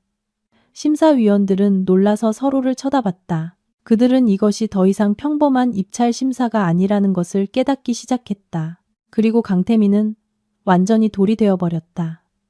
그는 믿을 수 없다는 눈빛으로 나를 쳐다봤다. 그가 이해할 수 없었던 것은 어떻게 내가 이 자리에서 이렇게 많은 사람들 앞에서 우리 둘의 이야기를 이토록 침착하고 냉정하게 꺼낼 수 있느냐는 것이었다. 당신, 그가 더듬거리며 떨리는 손가락으로 나를 가리켰다. 제가 뭘요, 강 대표님. 내가 일어나 천천히 그에게 다가갔다. 제가 묻고 있잖아요. 조강지철을 무정하게 버리고 심지어 5년 동안 자기 친아들의 존재조차 몰랐던 남자가 과연 믿을 만한 파트너일까요? 정을 짓밟는 사람이 고객과의 신뢰를 지킬 수 있을까요? 그리고 자기 가족에게 무책임한 사람이 수천억 원짜리 프로젝트에 책임을 질 수 있을까요? 나는 그의 바로 앞에 멈춰 서서 공포와 굴욕으로 가득 찬 그의 눈을 똑바로 쳐다봤다. 대답해 보세요, 강 대표님. 그는 대답할 수 없었다. 그저 비틀거리며 뒤로 물러나다 발표대에 부딪혔을 뿐이다. 성공한 대표, 모범적인 남자라는 그의 모든 껍질은 그가 가장 인상 깊게 보이고 싶었던 사람들 앞에서 나에 의해 무자비하게 벗겨졌다. 나는 내 자리로 돌아가 테이블 위에 준비되어 있던 계약서를 집어들었다. 여러분, 내가 위원들에게 말했다. 오늘 입찰에 대한 답은 나온 것 같습니다. 나는 계약서를 강태민 쪽으로 밀었다. 이것은 협력 계약서입니다. 우리는 여전히 귀사를 선택하기로 결정했습니다. 태민이 고개를 번쩍 들었다. 그의 절망적인 눈에 믿을 수 없다는 희망의 빛이 스쳤다. 하지만 나는 말을 이었다. 그 희미한 희망의 불씨를 즉시 꺼버리면서 몇 가지 수정된 조항과 함께 말이죠. 그는 떨리는 손으로 계약서를 들어 읽었다. 그리고 그의 얼굴은 창백해지다 못해 잿빛으로 변했다. 그 운명의 계약서는 그를 위한 최후의 선고문이었다. 강태민은 계약서를 손에 들고 있었지만 손이 너무 떨려 글자들이 눈앞에서 춤을 추는 것 같았다. 그는 몇 번이고 반복해서 읽고 나서야 자신이 보고 있는 것을 믿을 수 있었다. 그것은 협력 계약서가 아니었다. 그것은 노예 계약서였다. 주요 조항들이 완전히 바뀌어 있었다. 그의 회사는 주 계약자가 아닌 우리가 지정한 다른 회사의 전면적인 감독을 받는 하청 시공업체에 불과했다. 프로젝트 이익 중 그의 회사가 가져갈 몫은 고작 5%였다. 비용도 충당하기 어려운 헐값 수준이었다. 그리고 가장 잔인한 조항은 프로젝트 진행 기간 동안 강태민 회사의 모든 경영권이 일시적으로 우리 측 대표에게 이양된다는 것이었다. 대표인 그는 이름만 있을 뿐 아무것도 결정할 권한이 없는 허수아비가 되는 것이었다. 이건 모욕이야. 태민이 소리치며 계약서를 테이블에 내던졌다. 당신들은 나를 내 회사에서 일하는 머슴으로 만들려는 거야. 정확해요. 내가 얼음장처럼 차가운 목소리로 대답했다. 그게 당신의 오만과 배신에 대한 대가예요. 선택지는 두 가지예요. 하나, 이 계약서에 서명하세요. 그러면 당신 회사는 그림자처럼이라도 살아남고 당신은 하루하루 살아갈 최소한의 수입은 얻게 될 겁니다. 둘, 거절하세요. 그러면 바로 내일 이 프로젝트와 관련된 모든 파트너와 은행들은 당신 회사의 자격 미달 통보를 받게 될 겁니다. 결과가 어떨지는 당신이 더 잘 알겠죠. 나는 완벽한 덫을 놓았다. 그는 앞으로 나아갈 수도 물러설 수도 없었다. 서명하면 내 손안의 꼭두각시가 되는 것이고 서명하지 않으면 파산이었다. 태민은 회의실 중앙에서 수십 개의 시선 아래 서 있었다. 그는 완전히 막다른 길에 몰렸다. 성공한 대표. 언제나 자신이 우주의 중심이라고 여겼던 남자는 이제 내 체스판 위에 졸에 불과했다. 마침내 한참의 갈등 끝에 그는 무너졌다. 그는 비틀거리며 다가와 펜을 집어들고 떨리는 손으로 계약서에 서명했다. 그의 경력과 자존심의 종지부를 찍는 삐뚤빼뚤한 서명이었다. 회의는 끝났고 태민은 넋이 나간 사람처럼 회의실을 빠져나갔다. 그는 더 이상 내 눈을 똑바로 쳐다보지 못했다. 그는 졌다. 비참하게. 여러분, 저와 강태민의 이야기는 기본적으로 여기서 끝이 났습니다. 그는 자신의 배신에 대해 너무나 비싼 대가를 치러야 했습니다. 그의 회사는 이제 완전히 루나 캐피탈의 통제하에 놓였습니다. 그는 여전히 대표 직함을 가지고 매일 출근해야 했지만 그저 그곳에 앉아 다른 사람이 자신의 심혈을 기울인 회사를 운영하는 것을 무력하게 지켜볼 뿐이었습니다. 그것은 파산보다 더 고통스러운 정신적 고문이었습니다. 오유라는 진실을 알게 된 후 주저없이 이혼 소송을 제기하여 태민의 남은 재산마저 챙겨 다른 부자를 찾아 떠났습니다. 태민의 가족도 산산조각 났습니다. 그의 어머니 최 여사님은 큰 충격으로 중병을 앓게 되었습니다. 그리고 저는 제게 속했던 것들을 되찾았습니다. 하지만 기쁘지 않았습니다. 그저 피로감과 공허함만이 느껴졌습니다. 복수는 결국 마음의 상처를 채워주지 못했습니다. 하지만 제게는 켄이 있었습니다. 제 아들이 바로 제가 계속 나아갈 수 있는 빛이자 동력이었습니다. 저는 아들에게 아버지에 대한 진실을 말하지 않았습니다. 아빠가 큰 실수를 저질러서 그 실수를 바로잡기 위해 아주 먼 곳으로 떠났다고만 말했습니다. 저는 아들에게 아버지에 대한 희미한 이미지라도 지켜주고 싶었습니다. 그리고 제 삶도 새로운 장을 열었습니다. 태민의 회사를 구조조정하는 과정에서 저는 데이비드와 함께 일했습니다. 그는 친구이자 스승일 뿐만 아니라 매우 따뜻하고 이해심 많은 남자였습니다. 그는 제 곁에서 들어주고 공유하며 제 마음의 상처를 치유하는 데 도움을 주었습니다. 우리의 사랑은 아주 자연스럽고 부드럽게 찾아왔습니다. 그는 저와 켄을 모두 사랑했고 우리 모자에게 진정한 가정을 선물해 주었습니다. 여러분, 제 이야기는 여기서 끝입니다. 수많은 고난과 굴욕을 겪고 마침내 평화를 찾은 긴 여정이었습니다. 모든 것을 되돌아보며 저는 저 자신을 위한 깊은 교훈을 얻었습니다. 첫 번째 교훈은 자존감과 독립의 가치에 대한 것입니다. 저를 일어서게 하고 저항할 힘을 준 것은 바로 제 경력과 경제적 자립 능력이었습니다.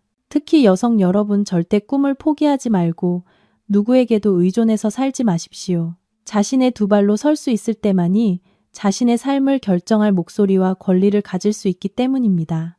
두 번째 교훈은 교만과 타인에 대한 경멸이 얼마나 위험한지에 대한 것입니다. 강태민의 이야기가 바로 그 명백한 증거입니다. 정상에 섰을 때 함께 올라온 사람들을 절대 잊지 마십시오. 다른 사람을 경멸할 때 당신은 어쩌면 당신 자신의 은인을 경멸하고 있는 것일지도 모릅니다. 겸손과 감사의 마음이야말로 모든 성공의 가장 견고한 기반입니다. 그리고 마지막으로 가장 중요한 교훈은 사랑과 용서에 대한 것입니다.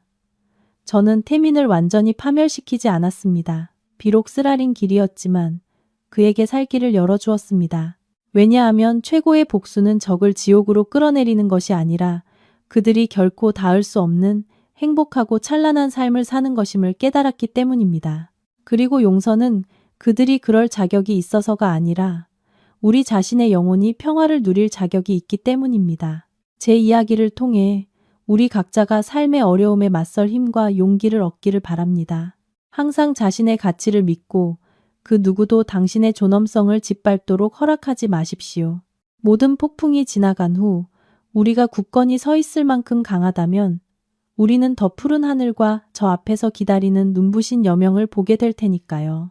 여러분, 서윤이 혹은 루나 서라는 여성의 파란만장했지만 강인했던 여정은 이렇게 막을 내렸습니다. 방금의 이야기를 되새겨보면 아마 우리 각자의 마음속에는 매우 다른 감정들이 교차하고 있을 겁니다. 어떤 분은 배신하고 오만했던 자가 자신이 저지른 일에 대해 값비싼 대가를 치르는 통쾌한 복수극의 만족감을 느꼈을지도 모릅니다. 또 어떤 분은 한 여성의 청춘이 거짓 속에 살아야 했고 사랑이 무참히 짓밟힌 것에 대해 안타까움을 느꼈을 수도 있습니다. 혹은 인격의 뒤틀림, 탐욕과 헛된 자존심이 한 인간을 얼마나 잔인하고 비천하게 만들 수 있는지에 대해 소름이 돋았을지도 모릅니다. 하지만 이 모든 감정의 파도가 지나가고 극적인 사건들이 마무리되고 연극의 막이 내렸을 때 이 이야기는 우리 마음의 진정으로 어떤 성찰의 씨앗을 심어주었을까요? 이것은 단순히 복수, 돈, 권력에 대한 자극적인 이야기가 아닙니다. 더 깊은 곳에는 한 인간의 진정한 가치, 사랑 속에서 자신을 잃는 것의 위험성, 희생과 나약함 사이의 미세한 경계, 그리고 실패의 잿더미 속에서 일어서는 이성의 놀라운 힘에 대한 값비싼 교훈이 담겨 있습니다. 이 이야기가 주는 첫 번째이자 가장 고통스러운 교훈은 맹목적인 희생과 자신을 사랑하는 것의 가치에 대한 날카로운 경고입니다. 7년 전에 서윤이는 우리 주변의 많은 여성들을 대변합니다. 그녀는 사랑이 있었고 총명함과 선량함, 그리고 희생적인 마음을 가졌습니다. 그녀는 편안한 삶을 기꺼이 포기하고 뒤로 물러나 평범한 주부가 되는 것을 받아들였습니다. 오직 그녀의 남자가 빛날 수 있도록 말입니다. 그녀는 자신의 계산 없는 희생이 가장 견고한 끈이 되고 영원한 사랑의 보증수표가 될 것이라고 순진하게 믿었습니다.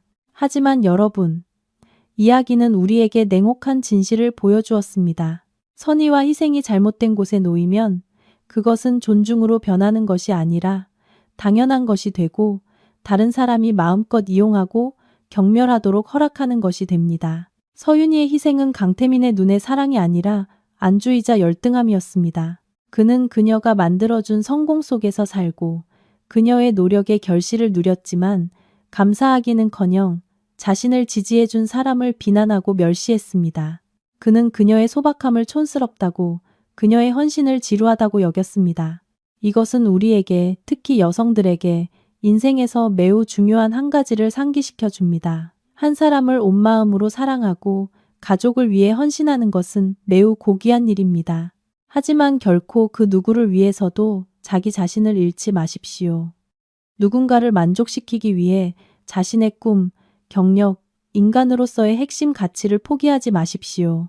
자신을 잃는 순간 다른 사람으로부터, 심지어 당신이 사랑하는 사람으로부터도 존중을 잃게 될 것이기 때문입니다.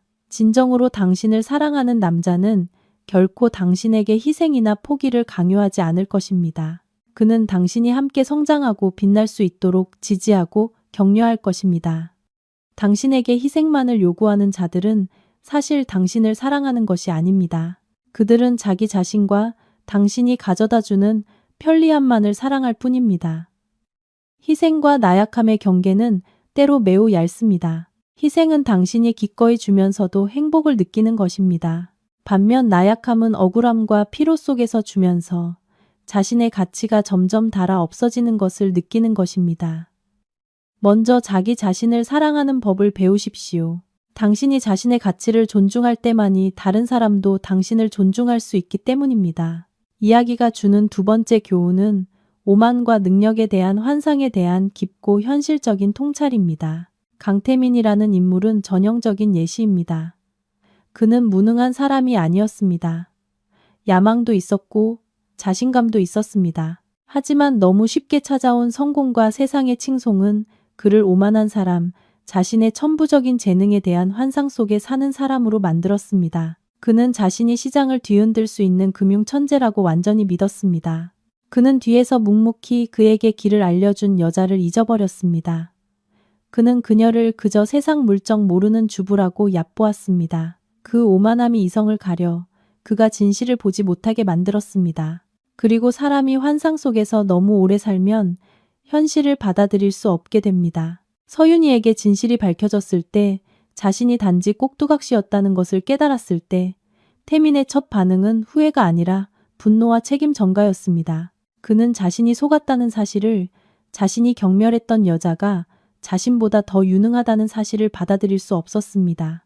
상처 입은 자존심은 그를 야수로 만들어 복수하고 다른 사람을 자신과 함께 진흙탕으로 끌어내리려 했습니다.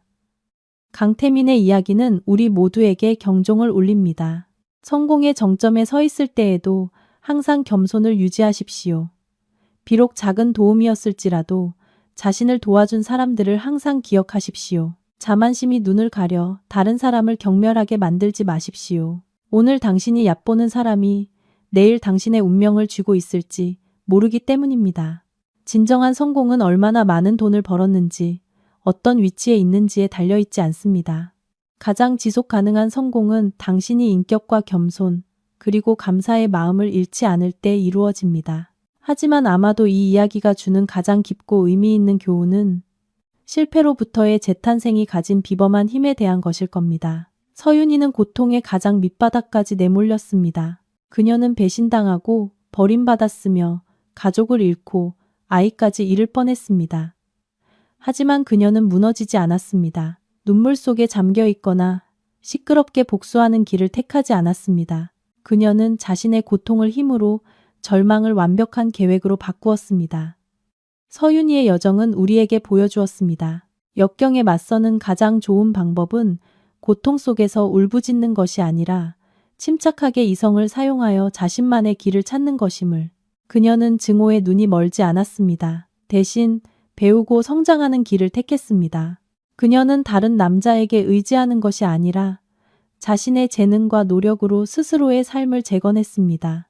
루나서의 탄생은 단순히 이름이나 외모의 변화가 아니었습니다. 그것은 한 인간의 완전한 탈바꿈이었습니다. 수능이라는 번데기 속에 갇혀있던 애벌레에서 그녀는 스스로 번데기를 깨고 나와 나비가 되어 자신만의 하늘을 향해 날개를 펼쳤습니다. 그녀는 여성의 가치가 부유한 남편을 두었는지 여부가 아니라 독립성, 자립심, 그리고 자신의 운명을 개척하는 능력에 있음을 증명했습니다. 그리고 승리한 후 그녀는 적을 완전히 파멸시키는 길을 택하지 않았습니다. 그녀는 혹독한 조항을 내걸어 태민의 회사를 자신을 위해 일하는 도구로 만들었습니다. 그가 가장 소중히 여겼던 권력과 자만심을 빼앗아 버린 것입니다. 그것은 파산보다 더 쓰라린 형벌이었습니다. 이는 이기는 법뿐만 아니라 가장 통렬하게 벌하는 법을 아는 사람의 지혜와 한수위를 보여주었습니다. 그녀의 재탄생은 비온 뒤에 땅이 굳고 가장 어두운 밤이 지나야 가장 눈부신 새벽이 온다는 것을 생생하게 증명합니다. 행복은 결코 넘어지지 않는 것이 아니라 넘어질 때마다 더 강하고 꿋꿋하게 스스로 일어서는 것입니다. 그렇다면 우리는 이 교훈들을 어떻게 우리 삶에 적용할 수 있을까요? 첫째, 현명하게 사랑하는 법을 배우십시오. 자신의 노력의 결실을 소중히 여기고 지키십시오. 경제적 독립은 특히 여성에게 가장 튼튼한 가본입니다. 아무리 사랑하는 사람이 있더라도 절대 꿈을 포기하거나 전적으로 의존하지 마십시오. 자신의 두 발로 설 수 있을 때만이 자신의 삶을 결정할 목소리와 권리를 가질 수 있고 다른 사람으로부터 진정한 존중을 받을 수 있기 때문입니다. 둘째, 어려움, 배신, 불의에 직면했을 때 서둘러 무너지거나 감정적으로 행동하지 마십시오. 일정 기간 동안은 고통스러워하고 약해지는 것을 스스로에게 허락하십시오. 하지만 그 후에는 깊은 숨을 들이쉬고 침착하게 상황을 분석하십시오. 고통을 배우고 성장하는 동력으로 삼으십시오. 지식과 이해가 바로 당신의 무기입니다. 믿을 수 있는 사람들, 가족, 친구, 전문가에게 도움을 구하십시오. 당신은 결코 혼자가 아닙니다. 서윤이에게 데이비드가 곁에 있었던 것처럼 진정한 친구는 물고기를 주는 것이 아니라 낚싯대를 주고 낚시하는 법을 가르쳐 줍니다. 그리고 마지막으로 고통스러운 과거로 나쁜 사람들이 당신이라는 사람을 정의하게 두지 마십시오. 최고의 복수는 당신에게 상처 준 사람을 파괴하는 것이 아니라 그들이 결코 닿을 수 없는 찬란하고 행복한 삶을 사는 것입니다. 놓아주는 법을 배우십시오. 그들이 용서받을 자격이 있어서가 아니라 당신의 영혼이 평화를 누릴 자격이 있기 때문입니다. 서윤이가 정의를 실현한 후 승리의 환희에 잠겨 있기보다 더 의미 있는 삶을 선택했던 것처럼 말입니다. 서윤이의 이야기는 막을 내렸지만 인간의 가치, 희생의 경계, 그리고 지혜의 힘에 대한 교훈은 영원히 남을 것입니다. 이 글을 통해 우리 모두, 특히 여성들이 독립적이고 지혜로우며 굳건한 삶을 살아갈 새로운 시각과 작은 힘을 얻기를 바랍니다. 기억하십시오. 당신은 사랑받을 자격이 있습니다. 하지만 그 전에 먼저 자기 자신을 사랑하고 소중히 여기며 보호하는 법을 배워야 합니다.